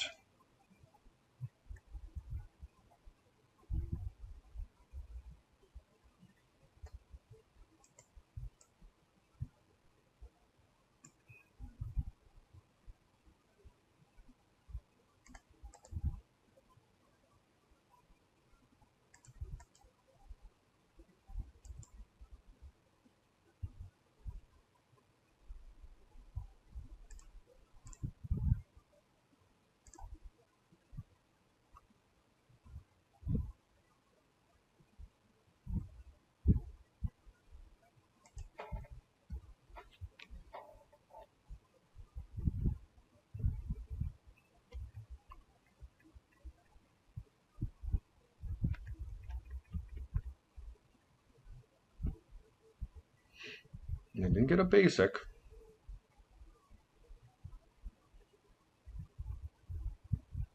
Okay, pretty smart.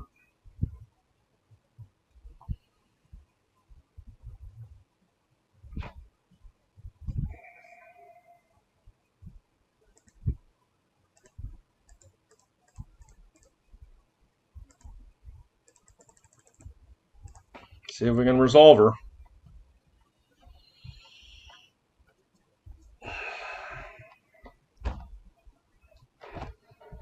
It's in.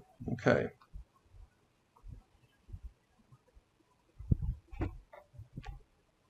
Next turn I can attack for 8.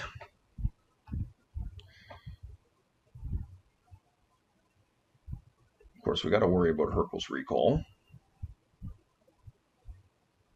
But of course, there's only so much we can do about that.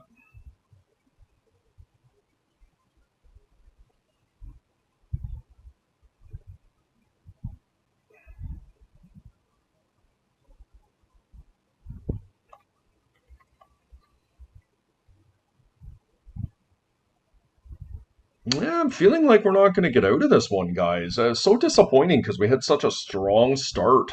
Like, that main deck Hurkyl's was just brutal.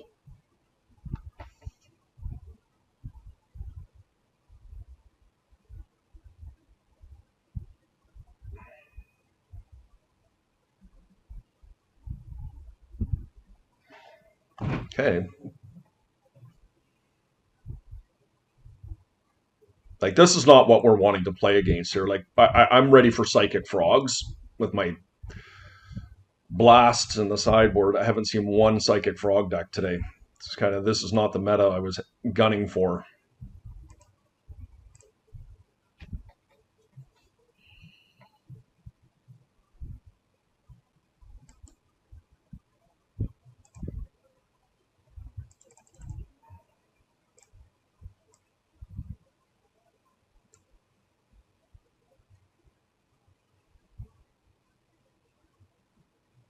This is pretty low power doing this, but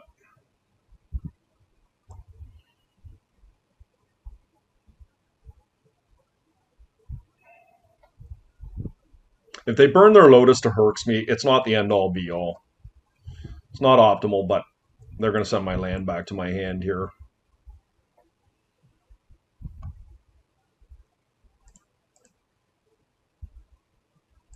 Let's get her going.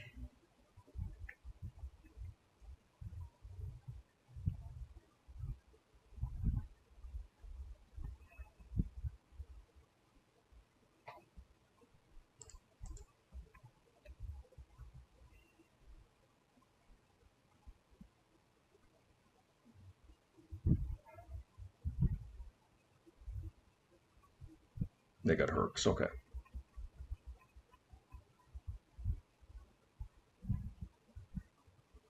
Oh, repeal, nice one.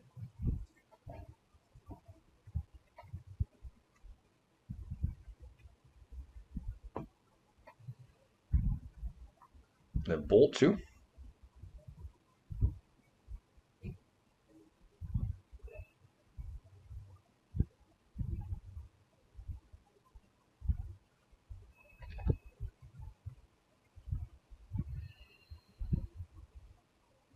Okay, that does not bode well for me.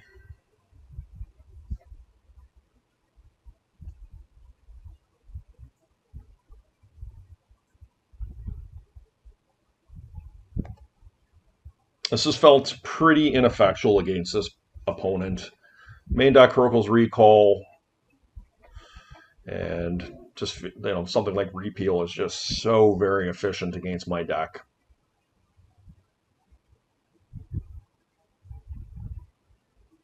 Very likely to get abraded here or lightning bolted. 8 cards in their hand. Yikes. To my 1.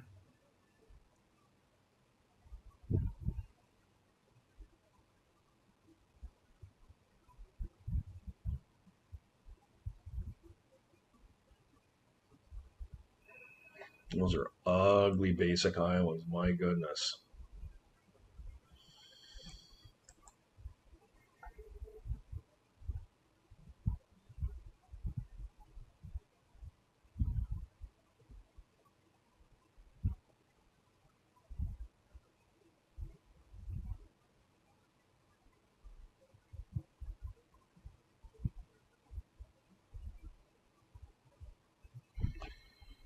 I'm not sure why my opponent's taking so long here.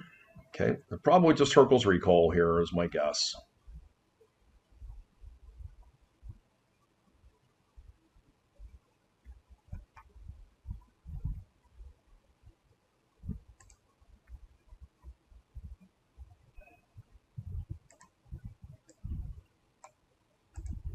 I mean, let's get in. Probably going to kill my land here over the Ballista, is my guess, but maybe not. I guess I could have killed their Volcanic first, but I really am not in much of a position to be wastelanding right now. They've got 7 cards. I need to be able to start deploying stuff. So let's see what they do. They'll probably just take this, I think.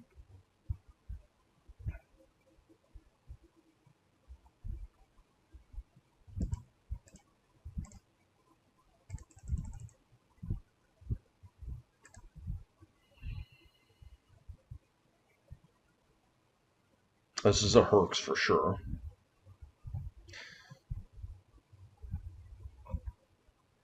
Let's see what they do here.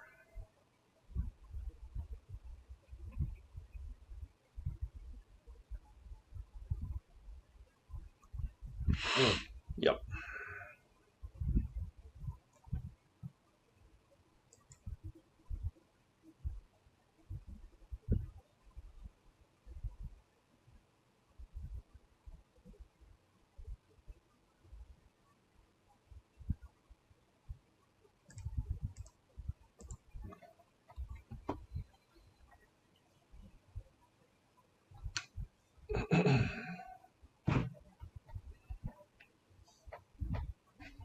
As I should have blistered there.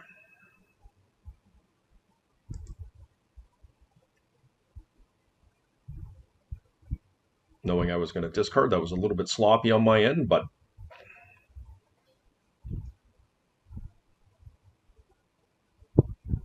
Tinker, yep.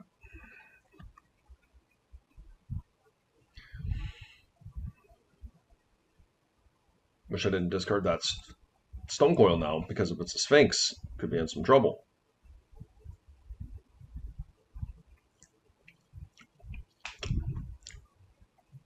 I suspect they're going to go for a Citadel here, would be my guess.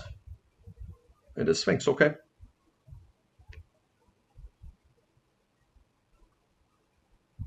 Yeah, that was a big mistake on my part getting rid of that, wasn't it?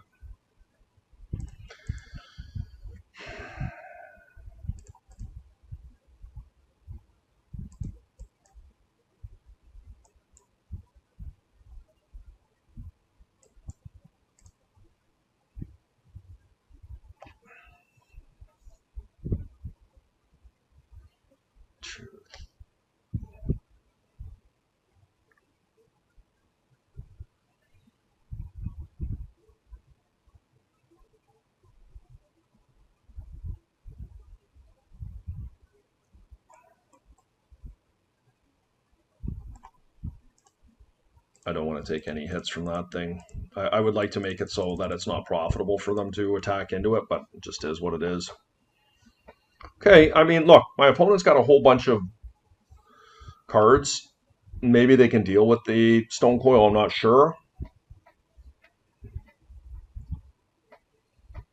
But the Stone Coil does shut the Sphinx down, which is good for me. Very good. No mana?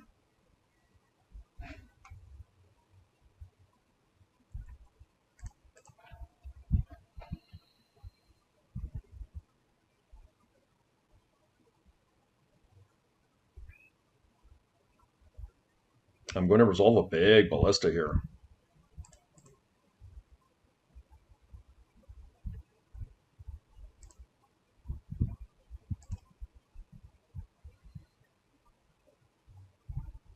I can put them down to 9, so I'm going to need to 2, 3, 4, 5, 6. That's what I can do.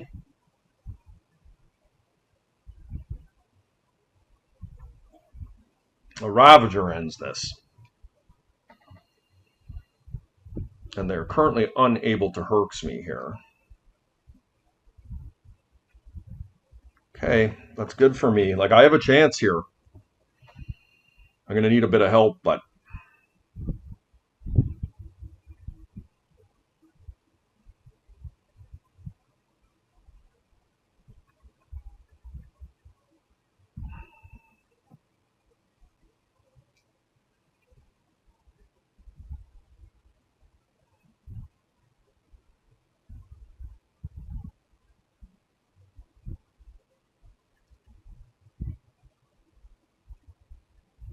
Okay, they found a black source.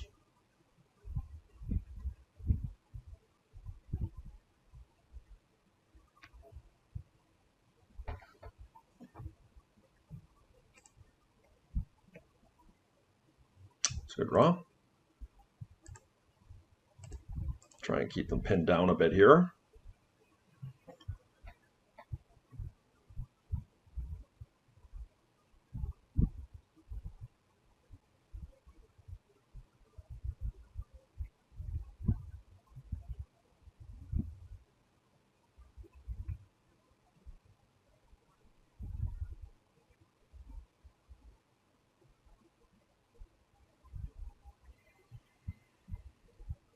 Can't get through that Sphinx yet, but I'm getting closer.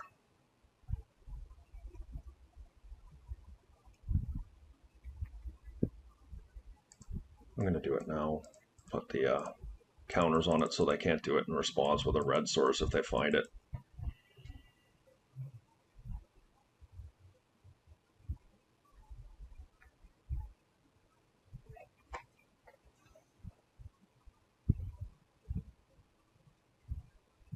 Academy would blow this right. Oh, geez, they got their own Academy. I didn't mean for them. I meant for me. Oh, Academy would blow it open the water for me. So this is very likely a Herx, is my guess.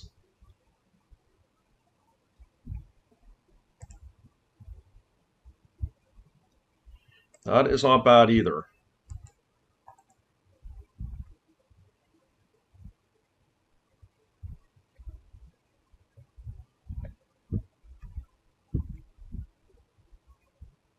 They have it. Or maybe not. I don't know. I can still Herx here even doing this.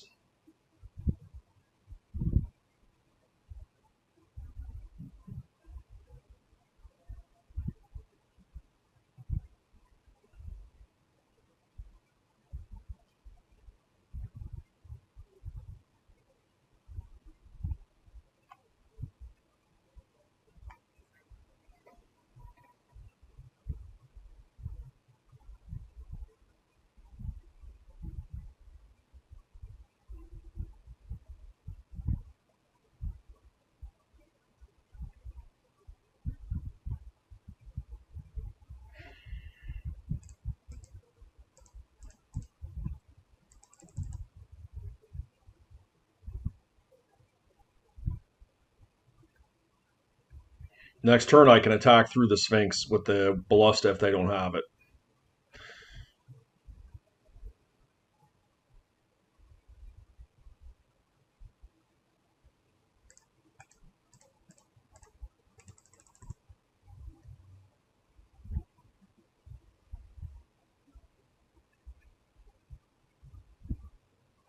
Okay.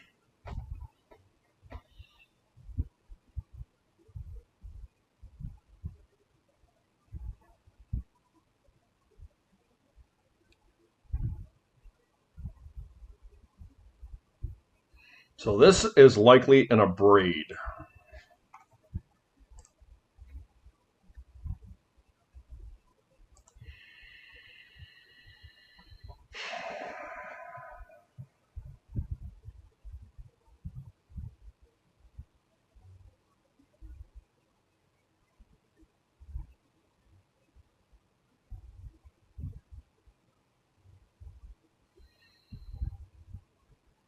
I mean, I kind of got to go for it, right?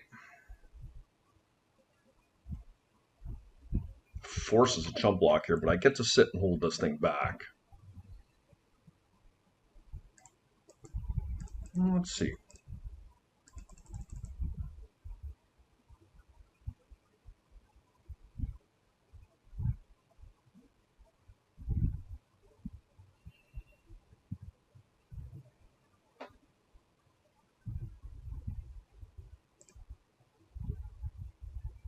I'm going to hold the Serpent back in case it's not Herx they have.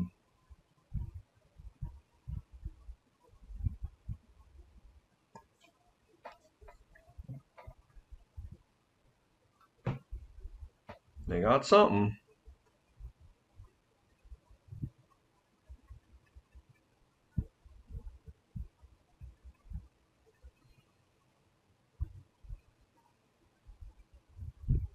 They don't have anything. They have to block this.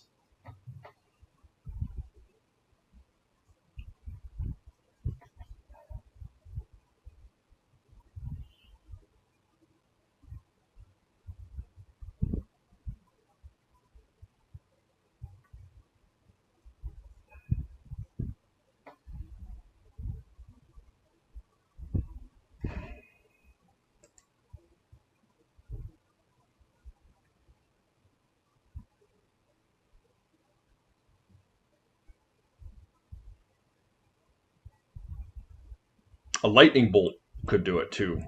Would kill my guy with first strike, but yep.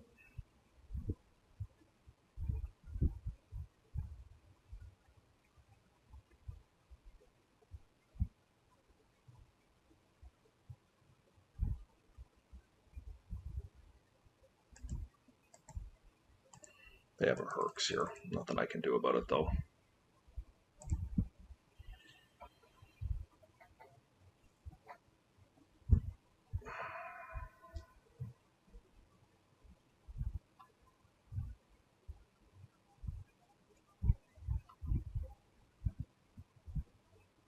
Maybe I'm playing cowardly by not attacking with the stone coil there. I just felt like there was such a reasonable chance that they had something. Their academy only taps for 1 now, which is good. Okay, it's in.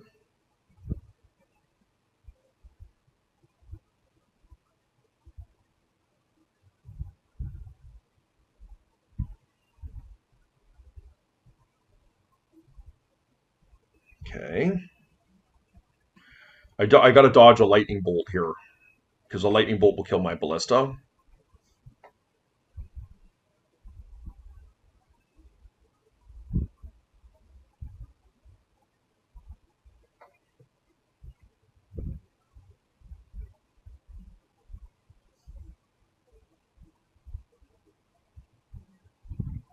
Okay, they do have it, it looks like.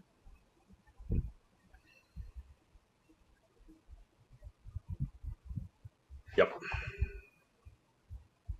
Oh. My face, okay. Put me on a crypt flip here.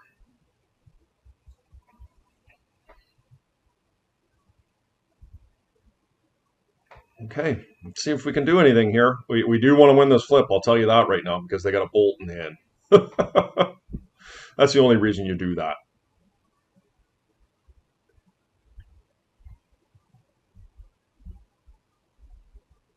But we got a chance of winning this here.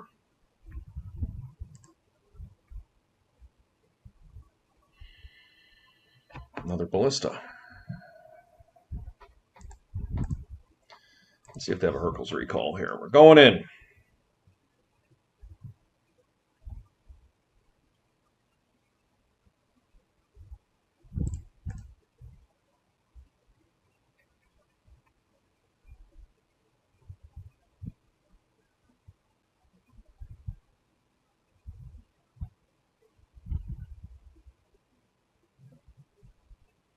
So there's the Herx.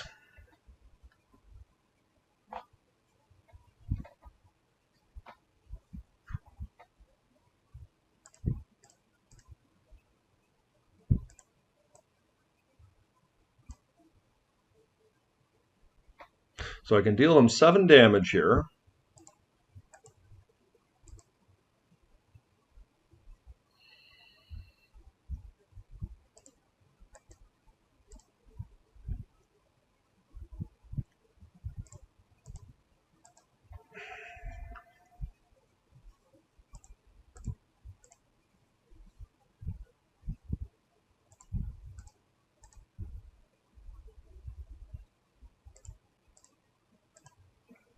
There's a lot of work to get that thing up that high, but we're going to take it.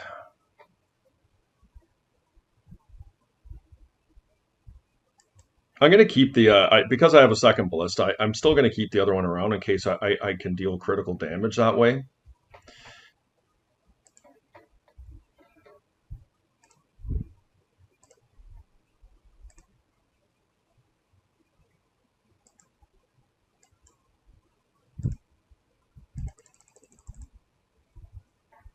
They might force this.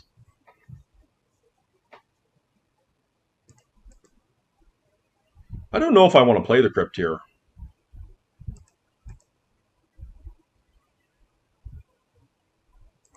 Man, Mindbreak Trap is already big time on already, so there's not much I can do about that.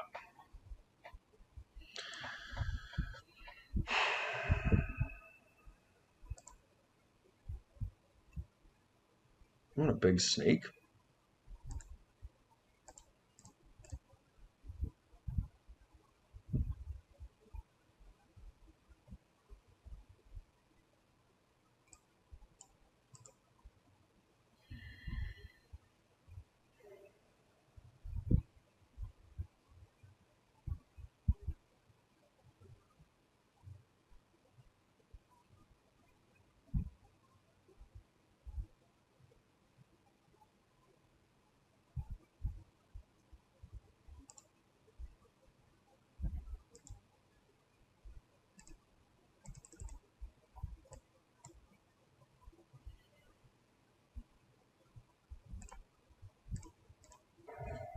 Hopefully this resolves.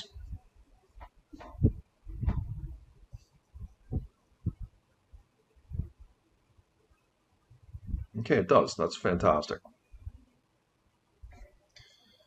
And what this does is sets me up to kill them next turn with the factory and the ballista.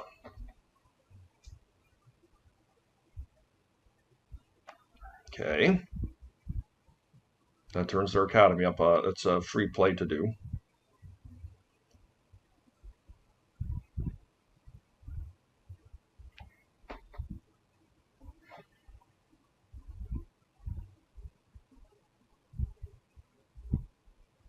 I strongly suspect they have a lightning bolt in hand, so I can't tap my tomb.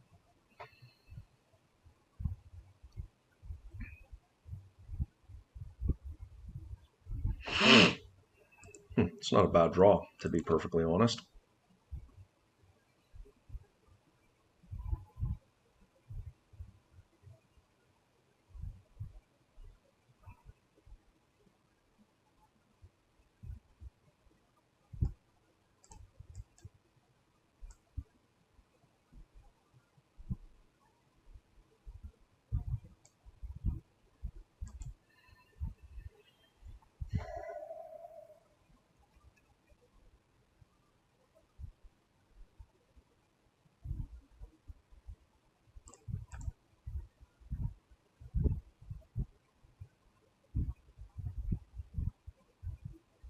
Herx?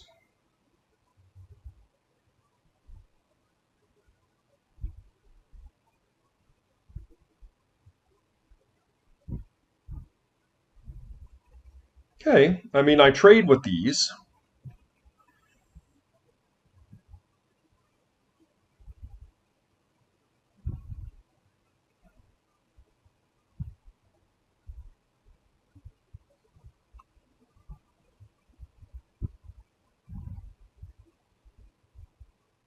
I love that because I trample. That's one extra damage. That's really big for me.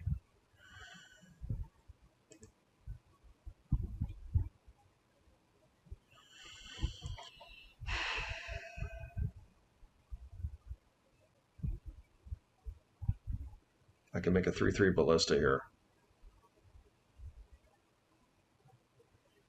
I'll probably have a counter spell. Not going to do it though. I'm just going to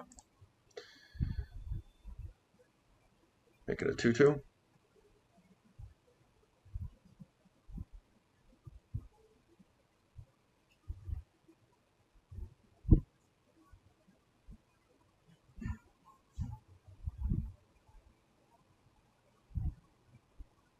It's in. Well.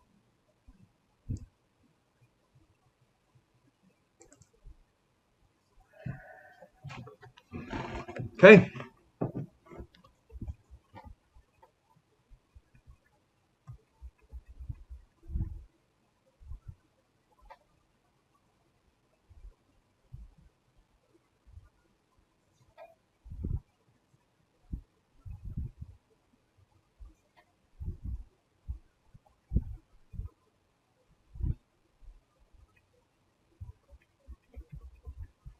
Coming down to the wire here, guys.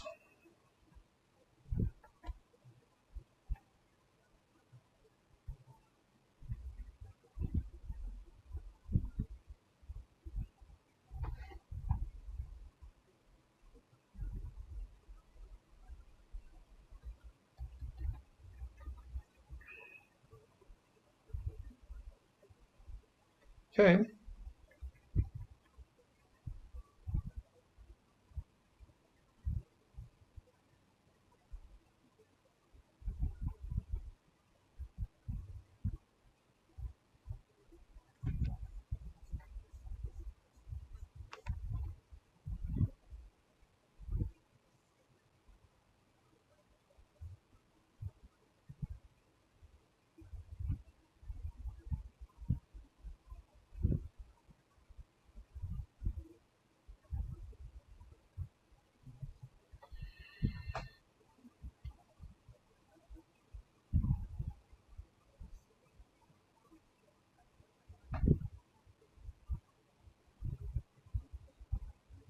So they still have a lightning bolt in their hand, very likely here.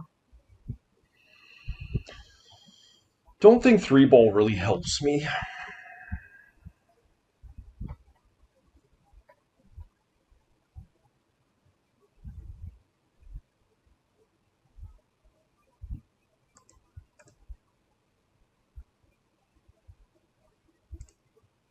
I mean, let's get in. Let's try and kill them.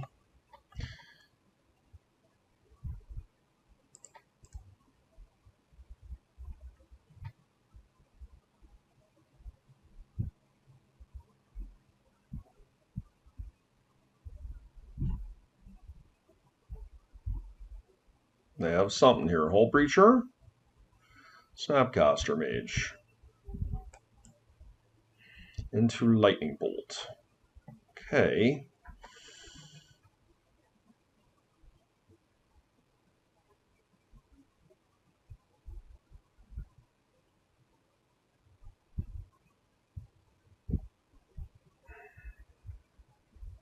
Oh, Hurkyl's Recall.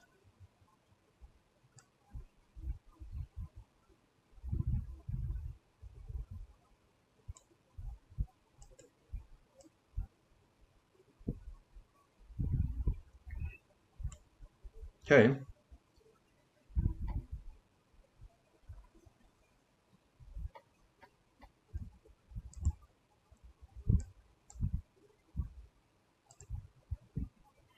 Get that out of the way so they can't block.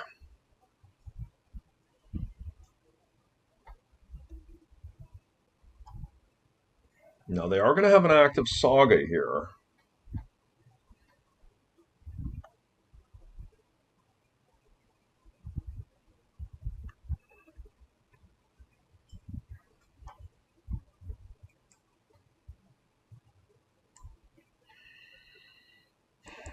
So if I let this bauble come back to my hand, play out all my stuff with the exception of the sphere,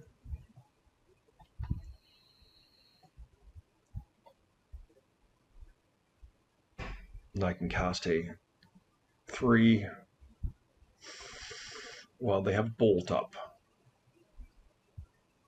I'm just trying to decide whether I want to cycle this Vexing Bauble or not. I'm going to have 1, 2, 3, 6, potentially 7, 8 with the Ballista.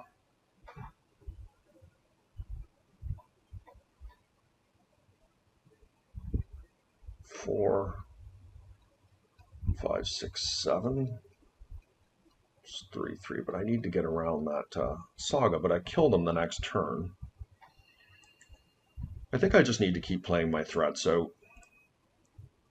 Like, I guess the question is, do I want the sphere or not? But what if they have Force of Will here? I can actually get the Ballista back on the table.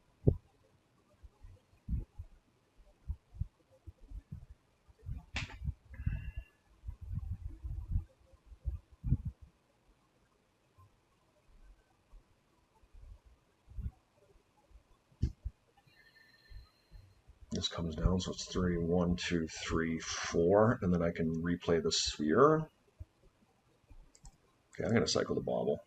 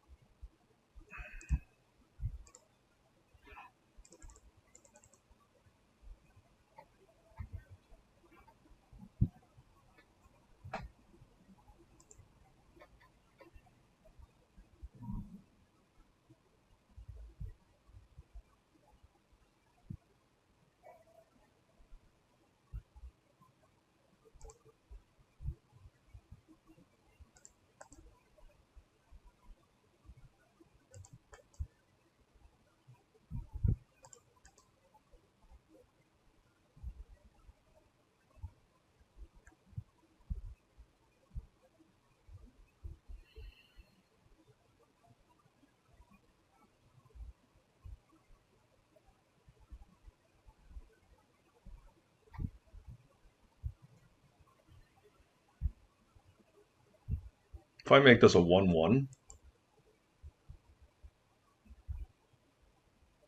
it's not optimal, but I can do that, and I can play the Revoker, and then I can play the Sphere.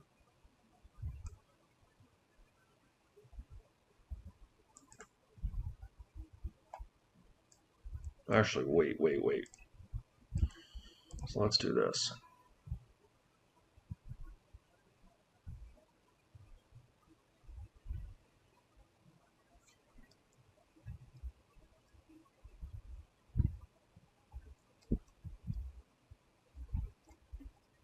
I'm going to put it on the top.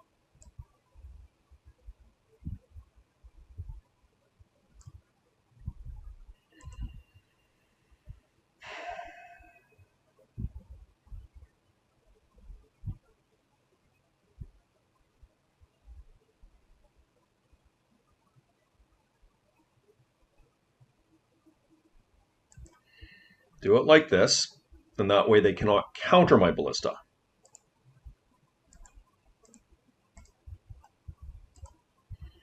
There you go.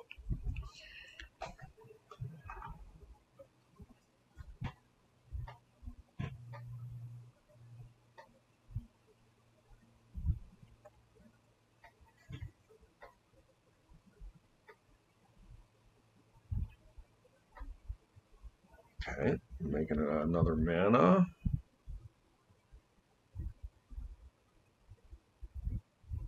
Oh no. What is that? Brainstorm. Okay. They're tapped. Maybe they can find a mana, maybe. I think I get them here, right? I think I get them exactly if they don't have anything else.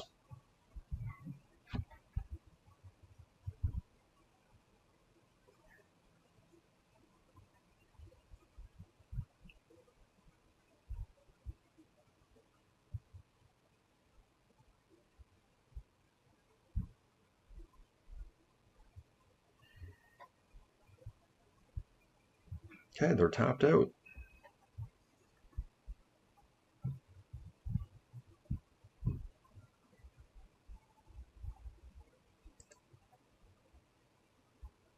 One, two, three, four. And now I can pay life to pump a ballista because they don't have anything.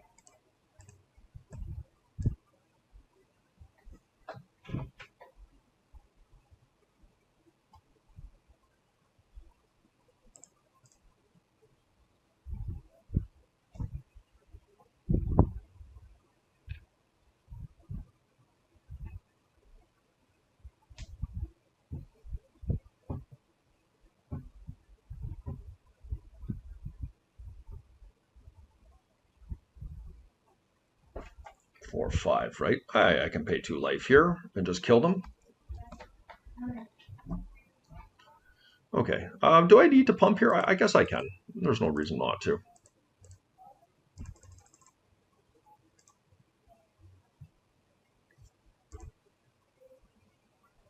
This just does lethal. Okay. Well, my opponent has 35 seconds, 37 seconds left. And certainly, if they have some type of combo kill, that could work for them, but I don't think we need to worry about too much here. We should be okay. What I'm going to do is I'm going to put a couple Grafdigger's cages in my deck just to prevent them from going ham on me. We're just going to cut some overseers. We'll just try something like this. We're just trying to survive them doing something radical against me, like, a Yogg kill or something like that. And certainly they have enough time that they maybe could do that, but it's not likely. Really coming down to time today. I usually this deck is just steamrolls opponents, but this has been a real grind for sure.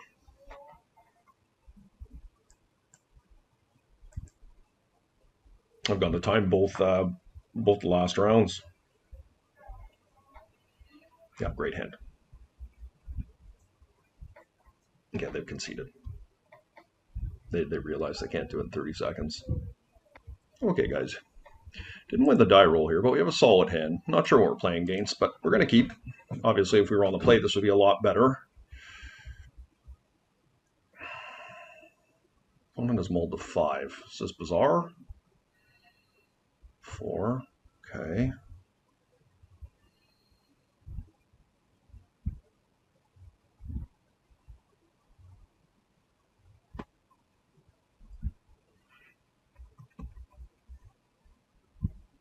It is bizarre. Wow, okay.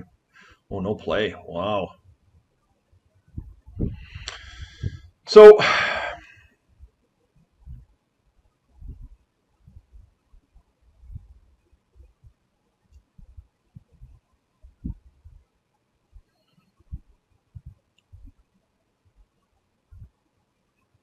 what's the best play for us here? I mean, we're going to play a workshop. I'm just trying to think about future turns. Like, 3-ball is traditionally very good against bizarre decks, and they don't typically have wastelands in the main. So, that being said, I mean, this keeps hollow ones off the table, but I think I can combat a hollow one. I think I'm going to play a Thorn here and pass. I would definitely play a Snake if I had it at 1. And we just have to hope they don't have a good bizarre hand here. Like, they don't get any dredgers. That would be just such a relief. Oh, it's Squee! Ooh, that's scary for me because the presence of Wasteland. I 100% would have done 3-ball. They can't beat 3-ball. That's scary now. Well, we got to fade a Wasteland here, guys.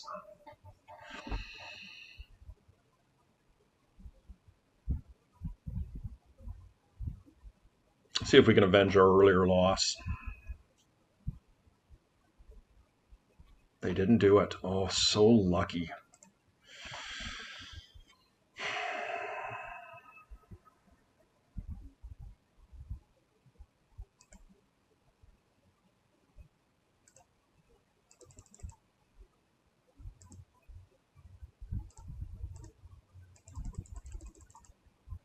Oh no! What have I done? Thorn costs more. Oh no, guys! Oh!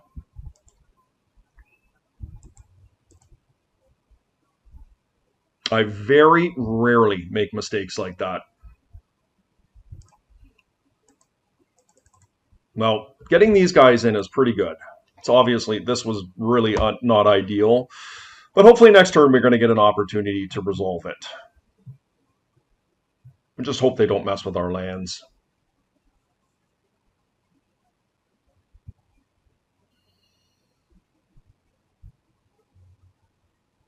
Second Bizarre. Okay, that's fantastic for me.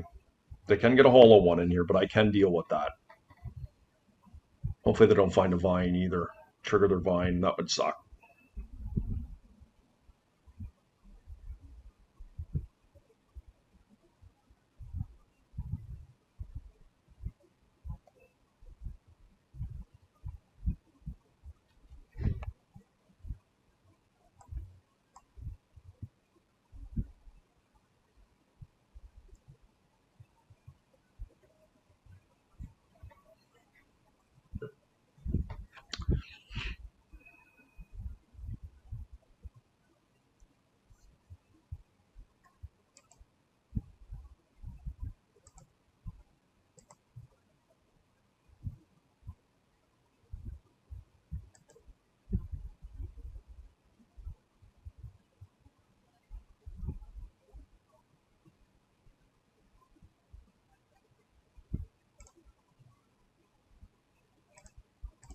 Won't make that mistake twice in a row. My goodness.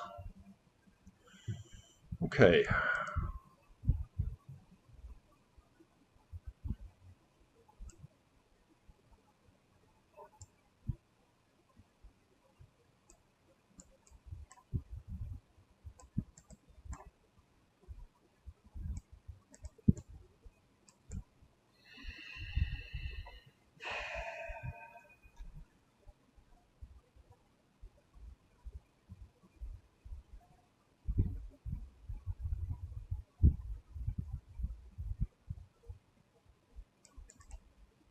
These are good too, right? Like they're all just solid. I'm gonna cut an inspector.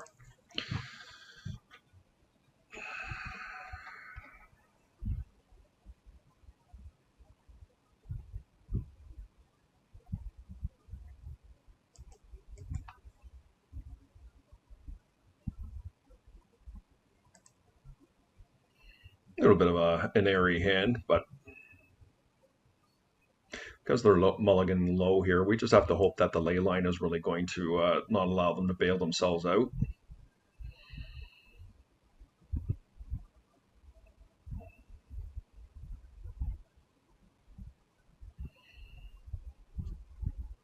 They held at 4 here, it looks like.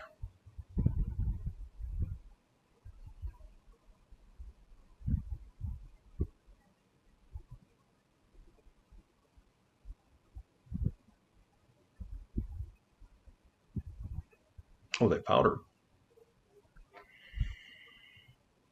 Powdered again. Down to 3. 2.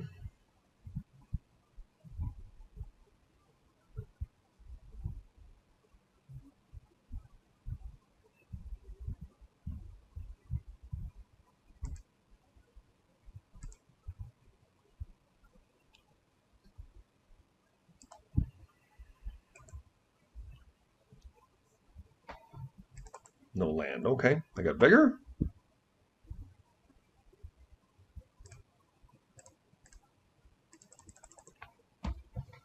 Okay, no.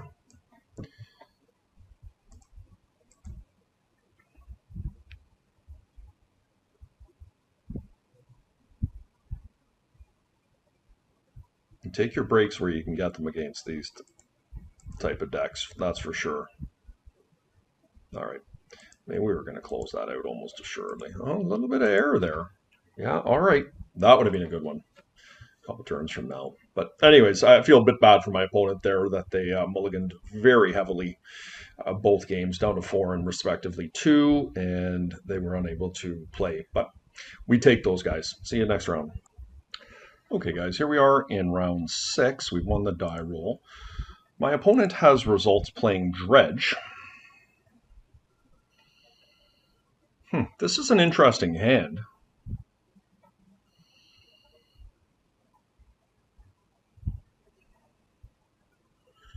I could go Inspector, Workshop,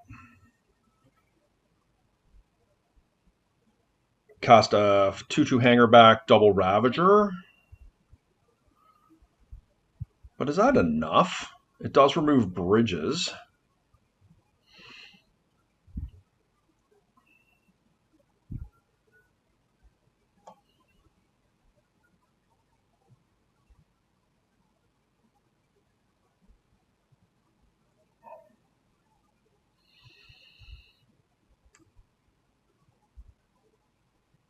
I'm going to try it out, guys. Hangarback Walker can sure buy you a lot of time. It's kind of a little bit crazy, but we're going to try it. I don't know actually if we're playing Dredge, but it could be Dredge. They have one result with Dredge, so as you know, people could be on anything.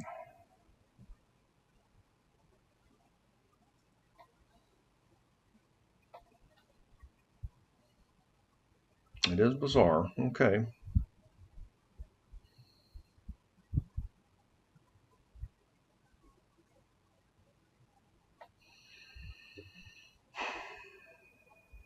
Wasteland would be sick. Okay, I will not spit at that. That is definitely solid.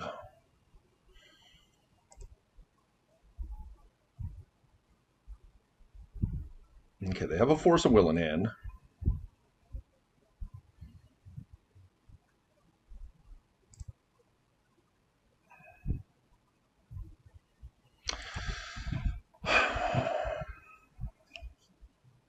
Make this thing a 3/3.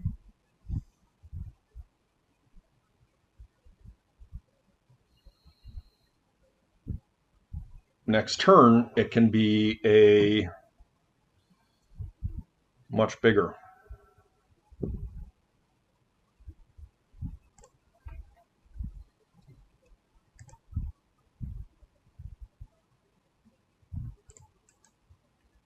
Okay, I mean, we could be in trouble here, but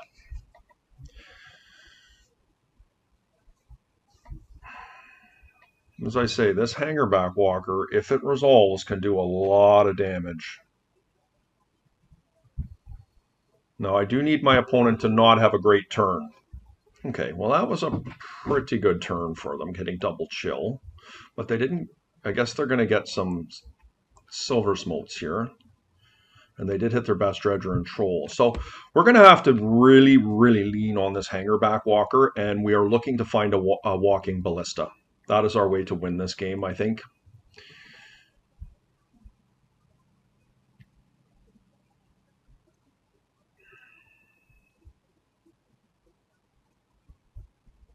Now the amalgams are coming. Okay, well...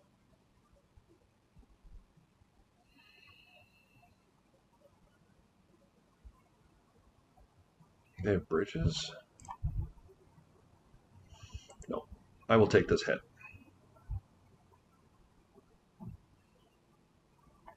It's a lot of stuff coming in, but I mean, it is what it is.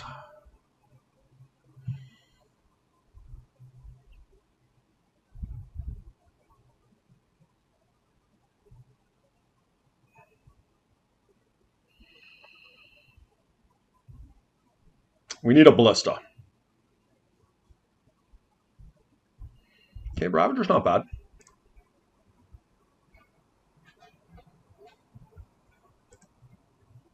I think I just have to maximize this thing and pay the life. It's unfortunate, it just is what it is. We need as big as one as we can get. 5-5, and I think I plow in with both my inspectors and my Ravager, I think.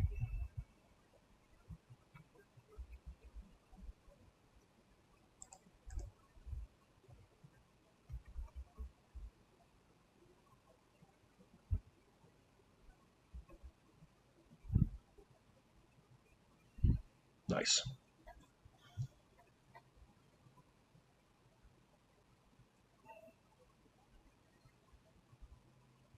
So we're kind of in a spot where we can't really be taking too much more damage.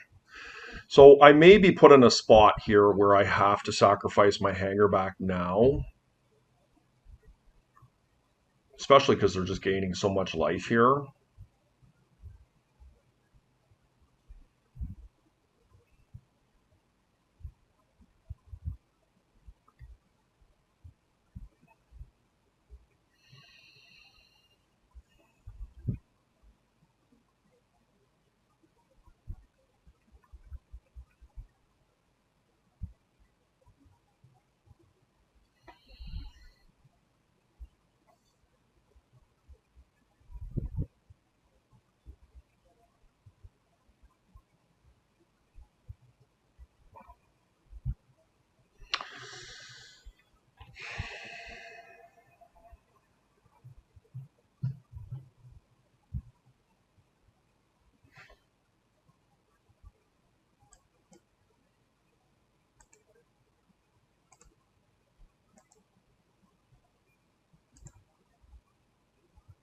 I think I'm going to do it like this. I'll sacrifice my Ravager. I'll put it on here.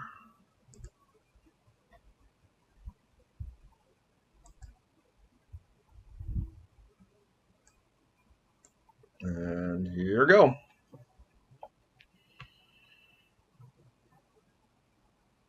Can we get a ballista, guys? Please.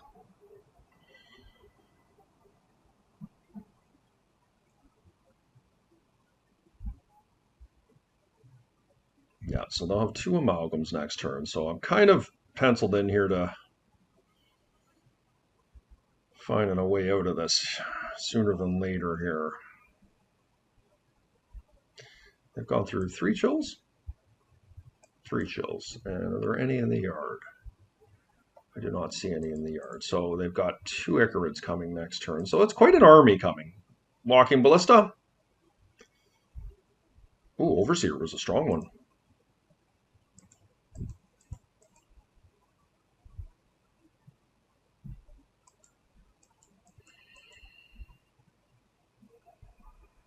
So they've got 4, but I'm going to get a lot of blocks in here.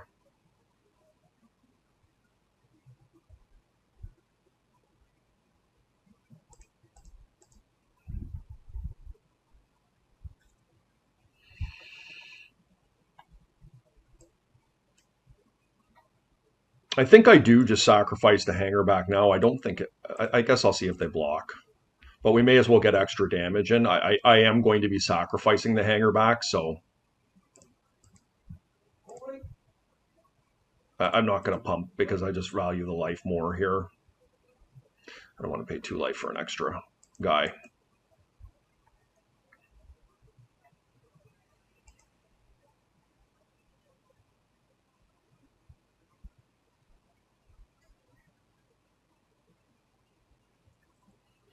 Okay.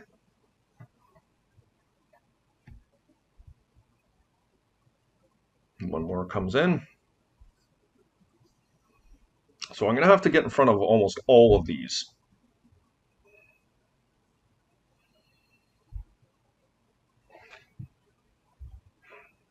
There's another chill.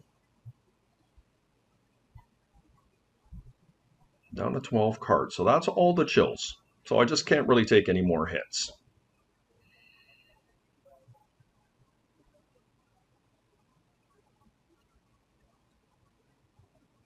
It's a lot of guys coming through.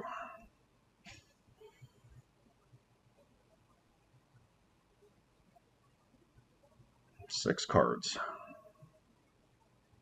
They've got all the Rickards now. So I might be in some trouble here.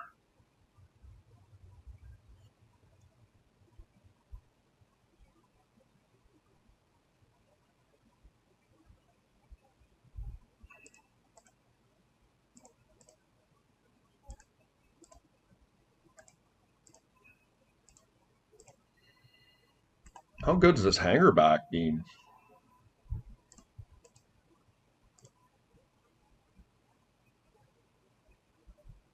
I think we are going to need some help off the top rope here, but a Ballista will do it.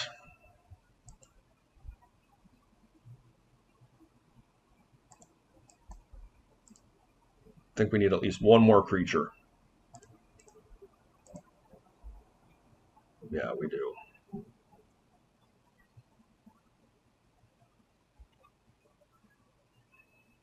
If we can find a Ballista here, guys, it's incredible. We will win the game with a Ballista. We need a creature, Ballista being the best, or any other creature will do.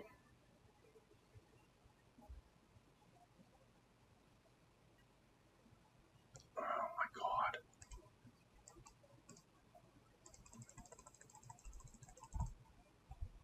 This does it, right? Yeah, it does. They've used all their chills.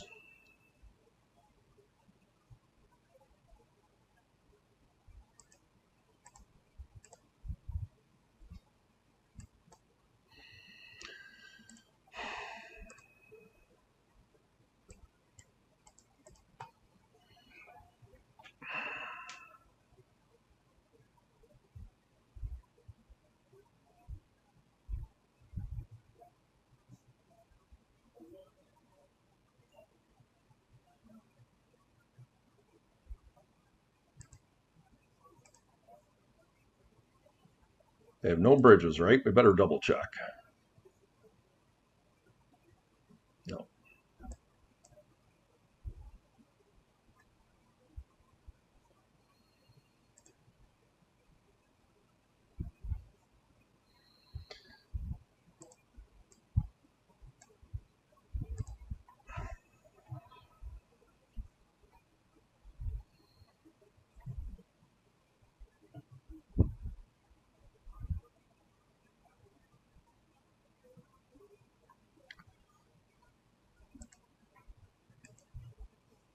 I mean, that's what we were playing to very early on there. We knew that that had to be a card that could help us with our opening hand. Very early on, we acknowledged that we had a strong start we were going to need some help. And of course, it was mostly on the back of Ravager and Hangarback. And Hangarback is really impressed.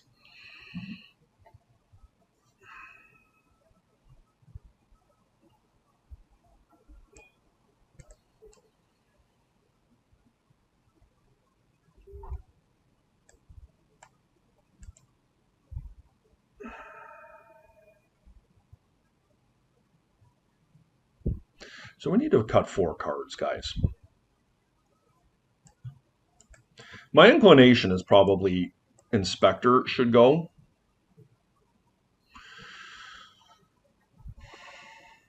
Sphere is a risky proposition against these types of decks, but being able to protect your ley line of the void can be a very powerful thing.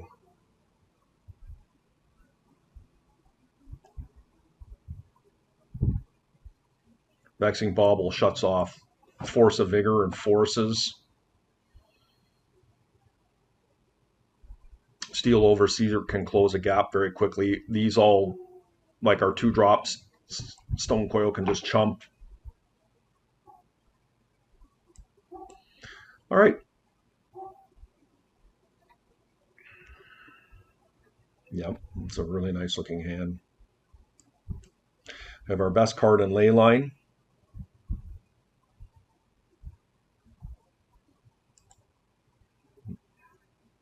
One Vigor gone, one Wasteland gone, one Narcomeeple gone.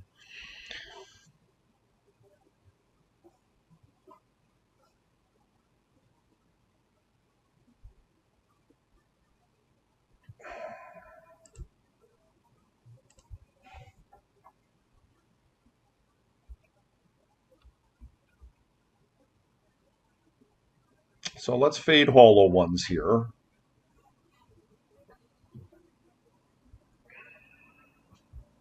We also need to fade Force of Vigor. There's a lot of things that really make our hand not very good. Okay, do they have the Vigor is the question. It's low prevalence.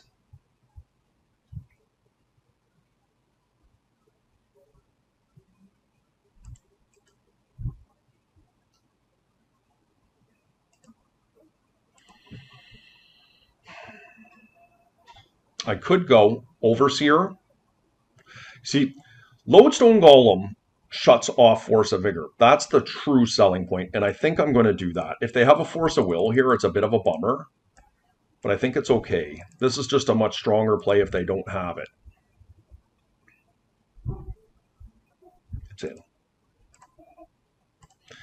Get that down. Okay.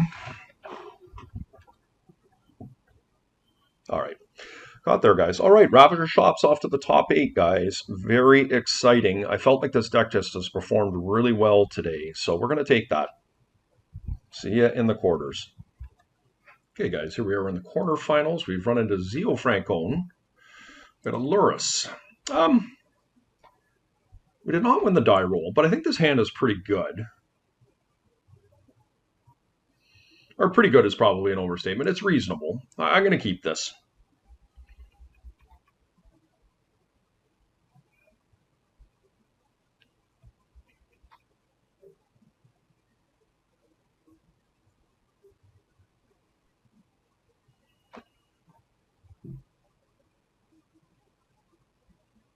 Time walk, okay.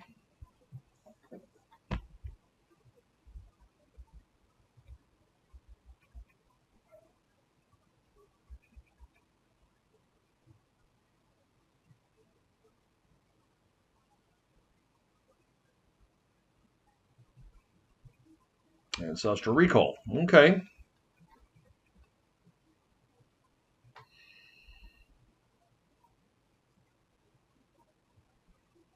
Lotus, interesting. Okay, they're just going for Luris next turn? What is their plan here? I'm not playing around Spell Pierce.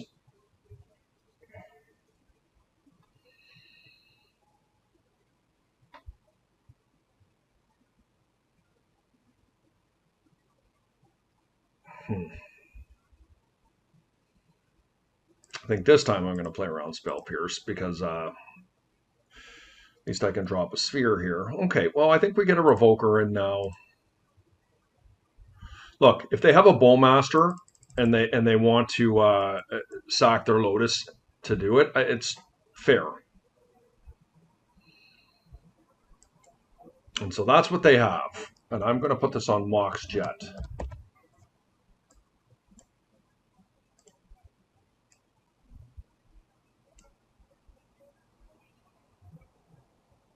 So that's a Bowmaster. They're going to nuke my guy.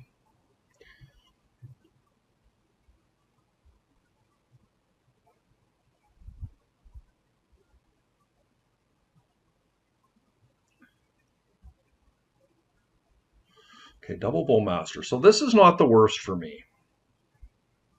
They're pretty kind of all in here.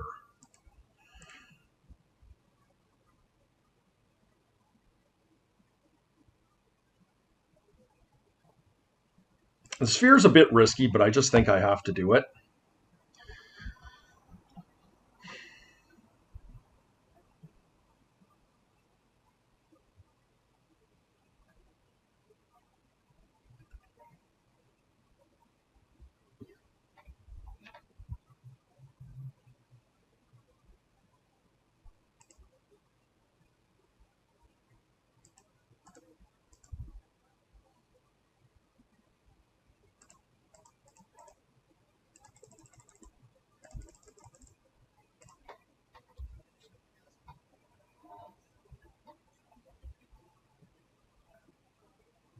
Hopefully they don't have a push here. That would suck.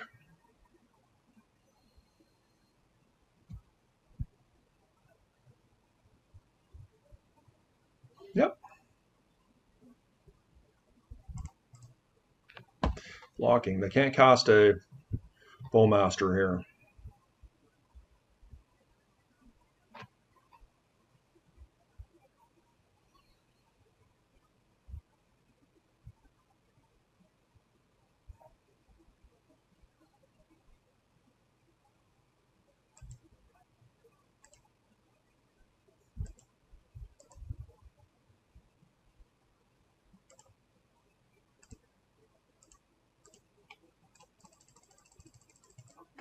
Rather this one be countered.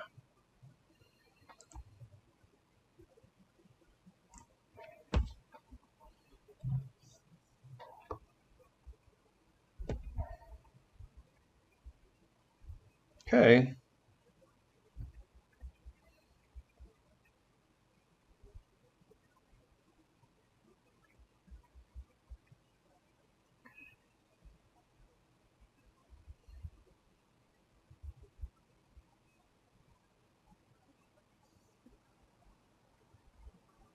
So they're playing Jeskai. And I'm presuming they have a breach kill because they have a Lotus Petal and they are playing red. So this could be True Heroes build. Oh, nice. Okay, that was a good one.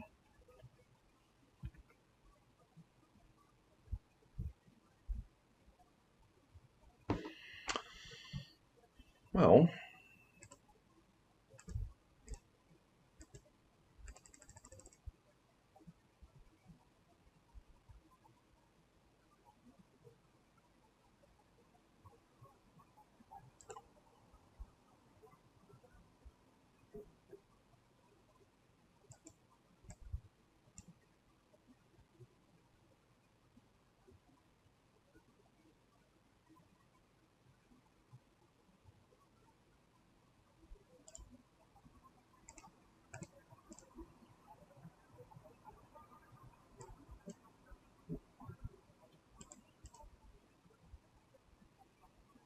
okay.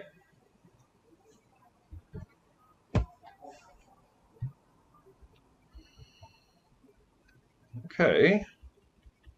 I have lethal damage here next turn if they can't do anything. All right. Okay. I don't think we need to do anything here. It is my belief we are playing against Grixis Wheels. And they may have... I'm pretty sure they probably do have a breach kill. I don't know that I want to go as far as having Leyline of the Void in my board. Maybe. My inclination is that it probably is worth considering, to be perfectly honest with you. Inspector is probably not great. Maybe Snake is just not really where I need it to be. Overseer can close games out very quickly. I like Ravager. Problem with these is that they're 1/1s. But I think that if I'm correct, I think they only have...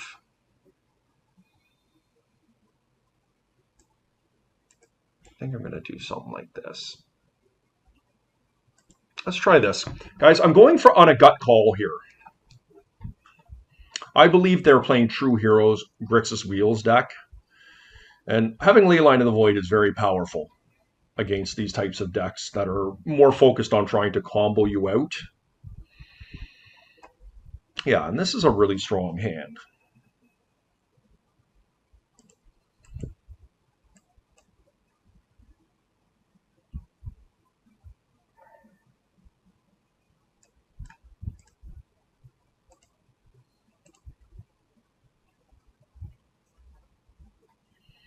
It also keeps Lurrus in check.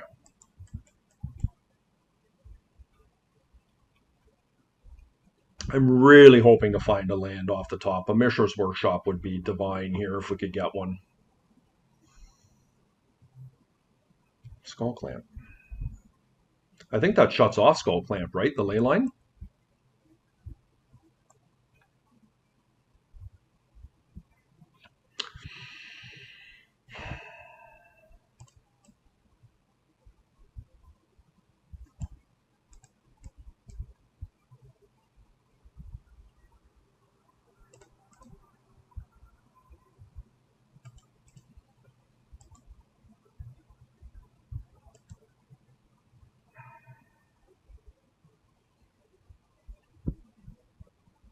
Swords kills Lodestone. I can get Cage in, but I can also cast 3-ball and Overseer here. I think I'm going to do that. Because next turn I can cast Cage.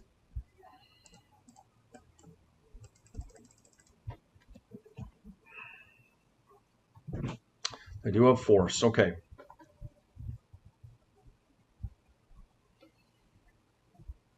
Okay, hopefully it's not a Bowmaster. They are doing something. Is it just Lurrus?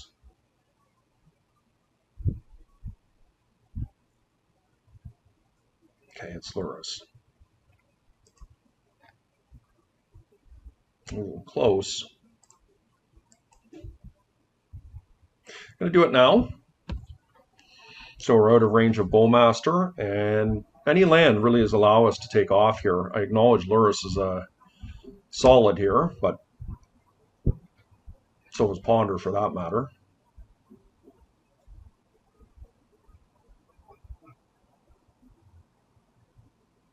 Oof, Ancestral. Yuck. Come on.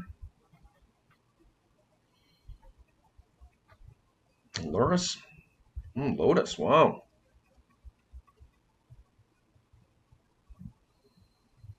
Oh, they've got, yeah, they've got Shattering Spree. Really nice sequence there for them. The thing is, we're not out of this yet, guys.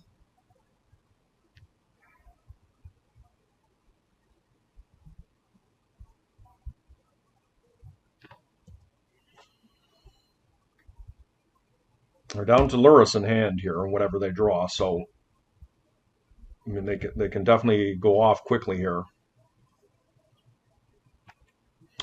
Just need lands. Saga's a good one.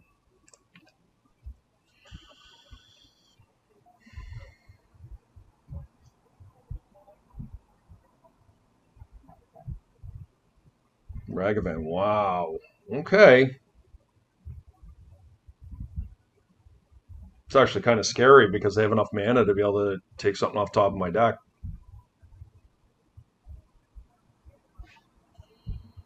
Factory. Yep. Okay. That does not draw them cards because of Leyline. Very lucky there. My opponent didn't realize that.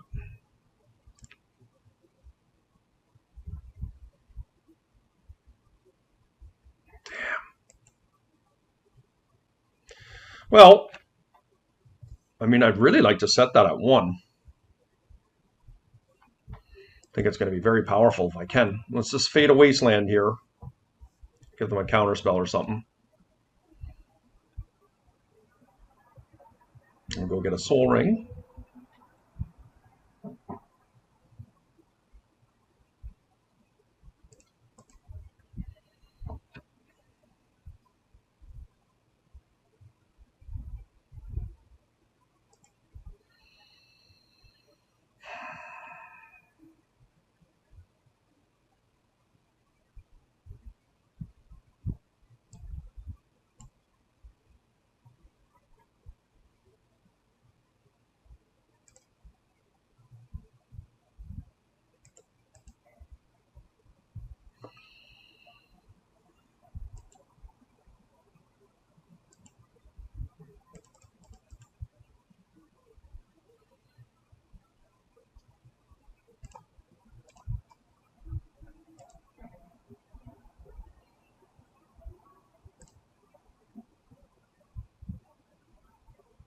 I don't even know if I cast the Sphere. They just have so much mana here. Does that even do anything having a Sphere here? 1, 2, 3, 4. I don't think it does. I'm not going to play it. Maybe next turn I will after I get the Lodestone in, but I want to ensure that if I get Wastelanded that I'm still playing Magic. Master, okay.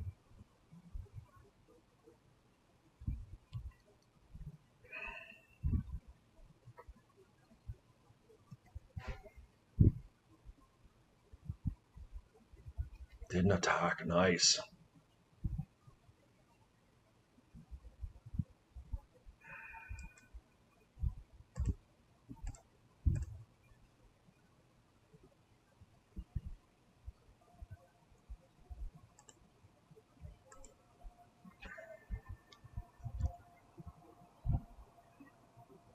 They have 7 mana. I can't actually take them off from countering this.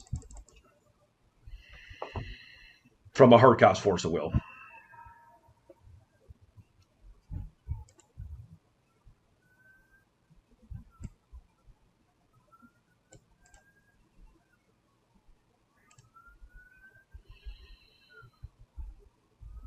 One, 2, 3, 4, 5, 6, 7.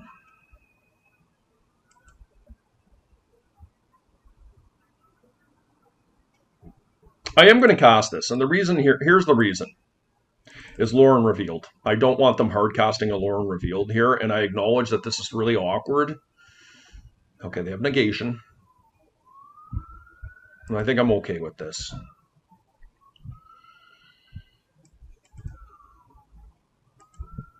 And I don't... Do I waste? Yeah, I think so.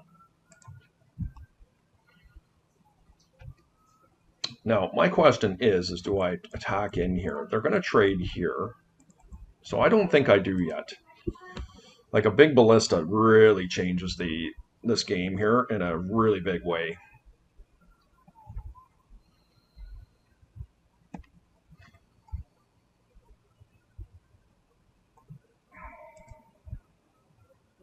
Oops. I was hoping to cast that, but I guess it doesn't matter. I think I trade with...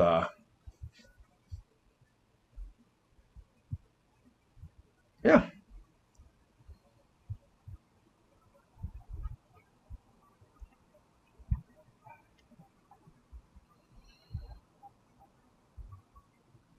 Vinya, yep.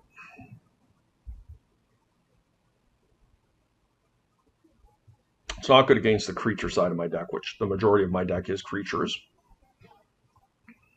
Okay. I will block.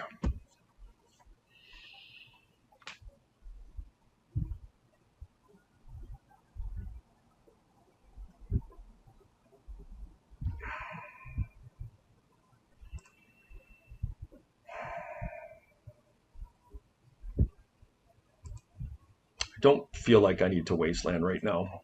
This Lavinia is a problem here because the Skull Clamp is putting it out of range. I do not want to block with my Lodestone Golem. So we'll see what they do here.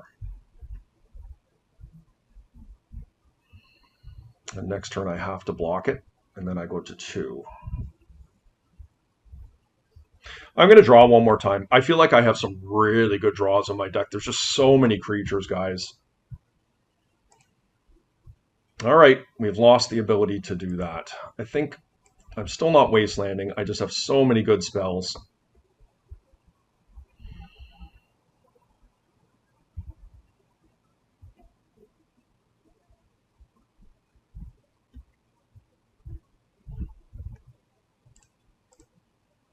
Okay.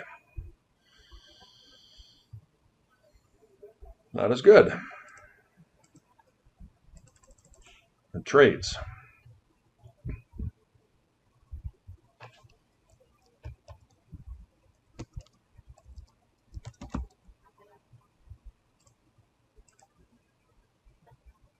And of course I will trade, and then I will go to 1 and I have to rip a creature.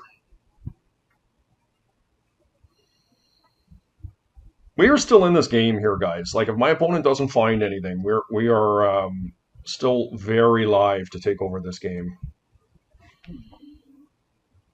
Yeah, they're just like literally going in, and I don't blame them. Going to 1. We need a creature. We didn't get one. All right, that was close. I have to be honest, I felt like the ley line was good there.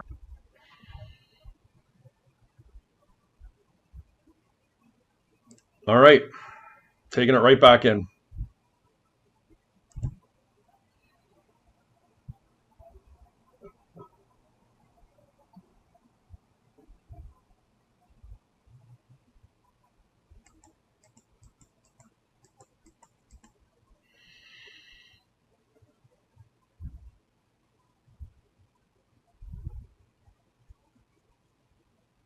We can do better. We just have way more powerful hands. There we go.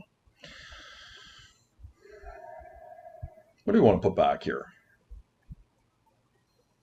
I have 6 mana to start, which is an awkward number. I could do 5. I could go play out the Overseer and play a 3-ball. This hand is very vulnerable to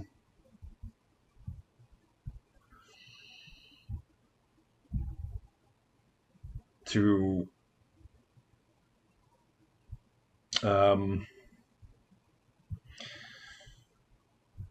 Bowmaster. Sorry, guys, I'm just trying to think this through here. I mean, I can plop all 3 of these things onto the table, which is pretty strong. I am not as vulnerable to Bowmaster if I do that.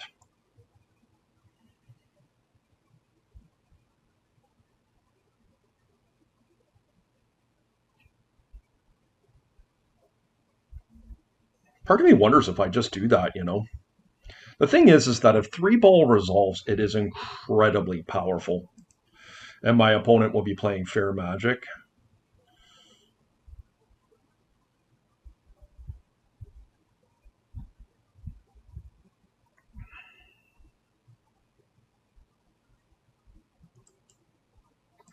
So we need to put one of these away.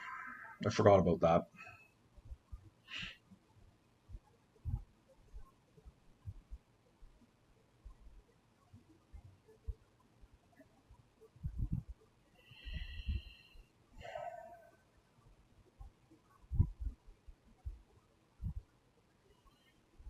I just have to do turn 1 3-ball, right?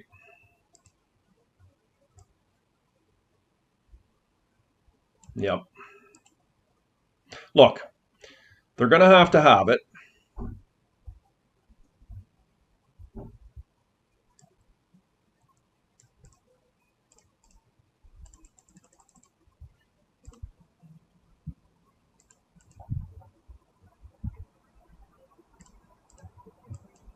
See if we can get her through.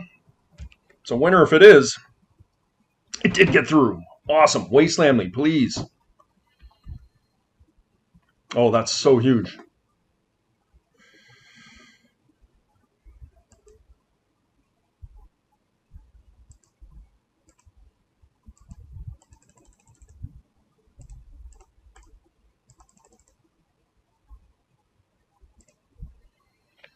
Okay.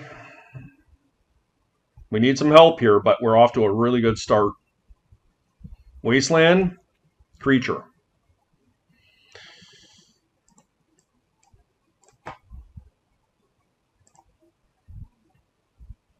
All right. Leyline, obviously, very disappointing, but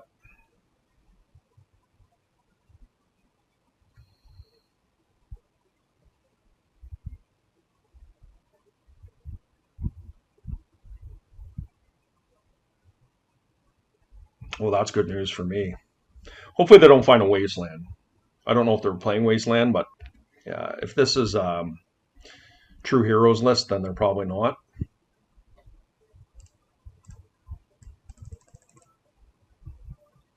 Purple's Recall could be a tough one here. Do I just go for it? 7. Yeah, I think I do. Because I can, if I draw an artifact next turn, I'm just getting in. We're going to kill my opponent here, put pressure on them. Fetch land makes it exactly lethal.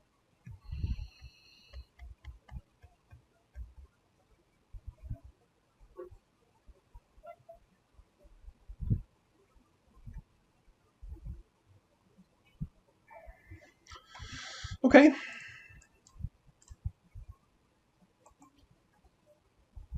So they could have Lotus Mox and that sort of thing here and spree me a bunch, but I mean, hopefully not.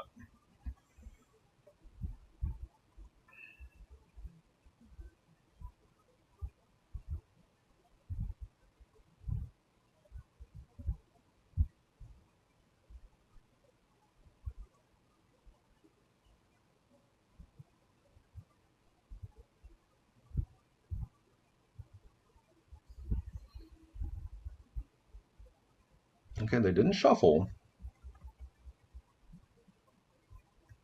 Okay. Oh, nice. Okay.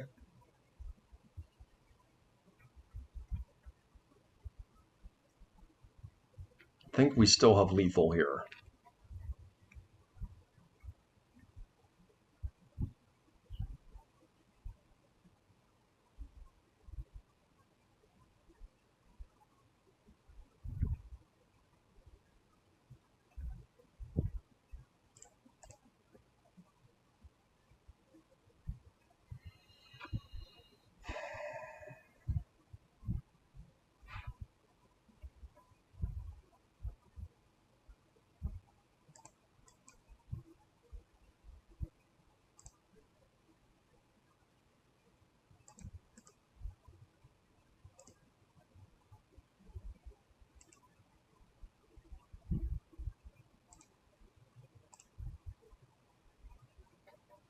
So I got. Okay. By the hair of our chinny chin chin, drawing those ley lines did not work out that game. But yeah, Ravagers look great. We'll take that, guys. See you in the semis. Okay. Semifinals, and we're playing against our dredge opponent. Our hand is pretty good. Unfortunately, we're on the draw.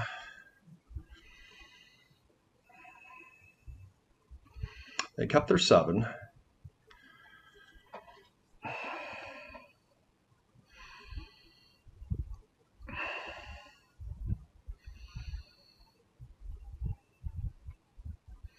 So they hit a fantastic suite of dredgers.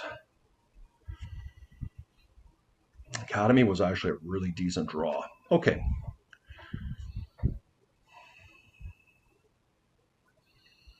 Unfortunately, I have to wasteland and hope that they don't have another bazaar. It's just the world we're living in.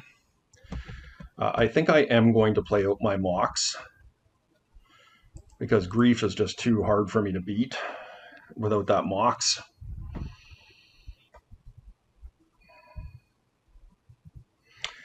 Okay, no. Oh, they got Noxious? They do have it. Okay, well, they can't dredge. So I mean, that's the world we're living in, guys. We're probably very dead in this game.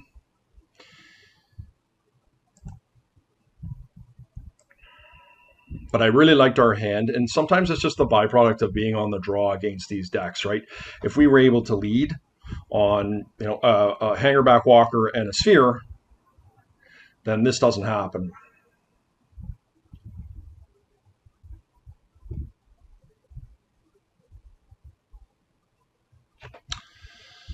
don't think Vexing Bauble is really a player anymore. It is pretty free to play here if we're playing Academy. But they could have Force.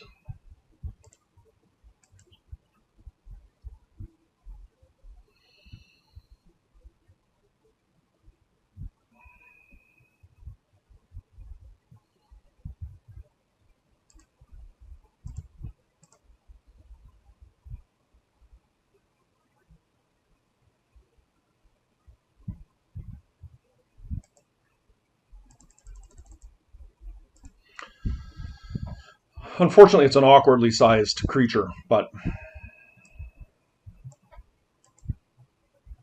now what we need to do is find a Ravager here, guys.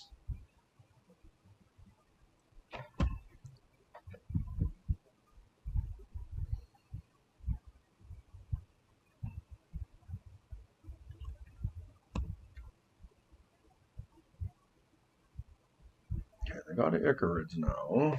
Where are the triggers here? I guess they're new this turn.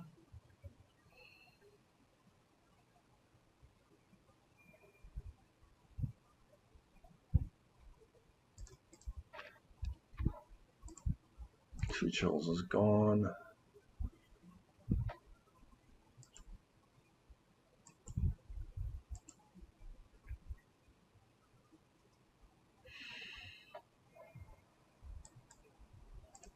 Okay, we're not going to win this one, unfortunately. I did like our hand. Ballista was going to help, but not enough. Okay, we do have a very strong sideboard against dredge. Chalice can go out. Revokers are not good here. We need to make 4 cuts, and I think we cut these last time, the inspectors. I think I feel pretty good about this.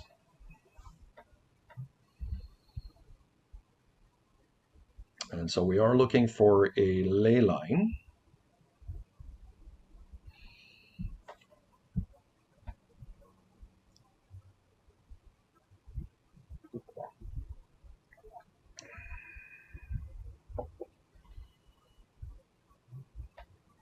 I feel much more confident with ley lines in my deck.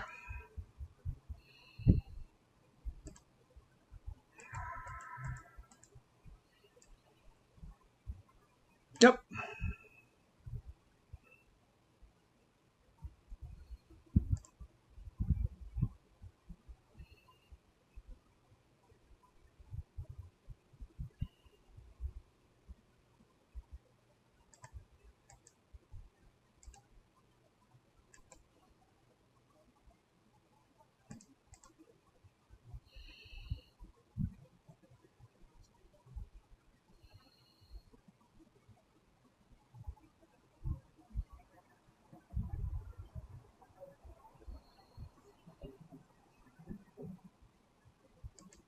I have to play out the Overseer. It's not ideal.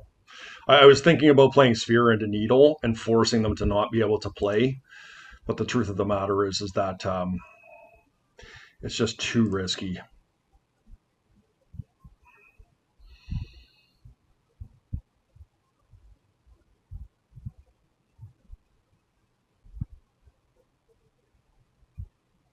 Do I protect these?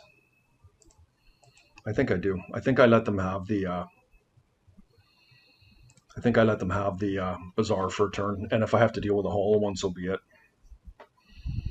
Okay, they had the Force, so thank God I didn't use the needle there.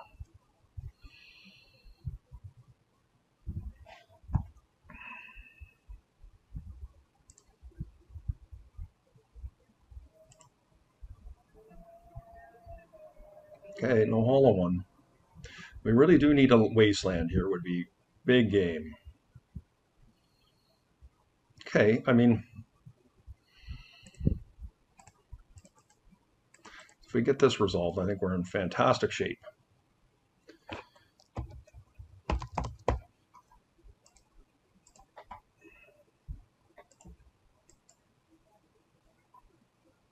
Oh, I guess I could have attacked with the, oops, I could have attacked with the factory. I was going to pump end a turn, but didn't think about it. All right.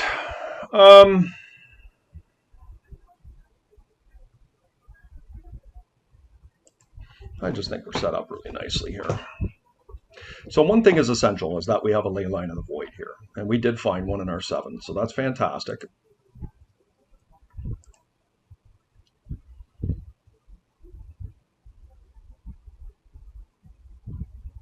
Looks like they're holding at 6 here.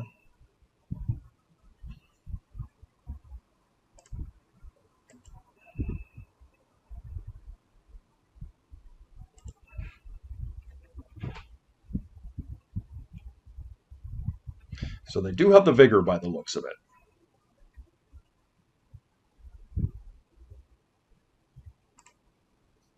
We're going to do it now before we give them any options.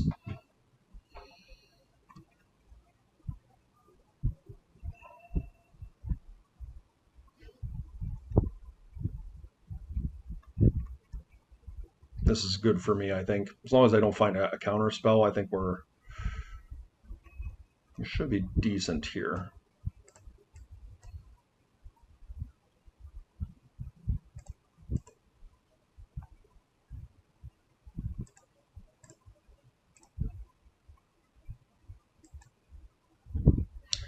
Okay, that's what I got that turn.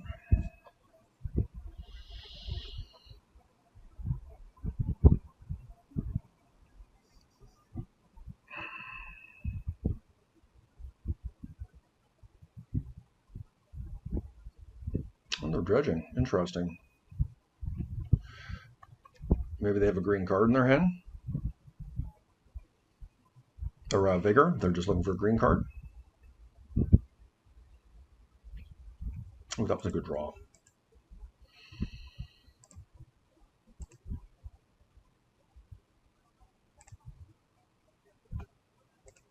I'm not going to play the cage here because if they have Vigor, they're going to go after my double cage. And I just think that this is worth it to hold it. And if we have to endure a turn, then so be it.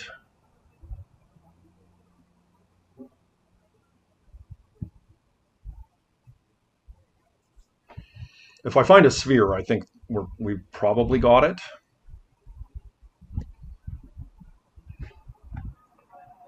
All right, off to the finals, guys. Okay, guys, here we are in the finals of the Vintage Challenge, and Musabi has most recently been playing Bug. I think they've liked Bug traditionally, but originally they were on the Luris versions, and I think they're just on standard Bug. And of course, this is an age-old matchup that is pretty close. I have played both sides of this coin. I really like Bug, as you know, and of course, I really like Workshops, as you know. And when I play against Bug, I fear it. And when I play against Shops, when I'm on Bug, I fear that as well. So 50-50, we'll say.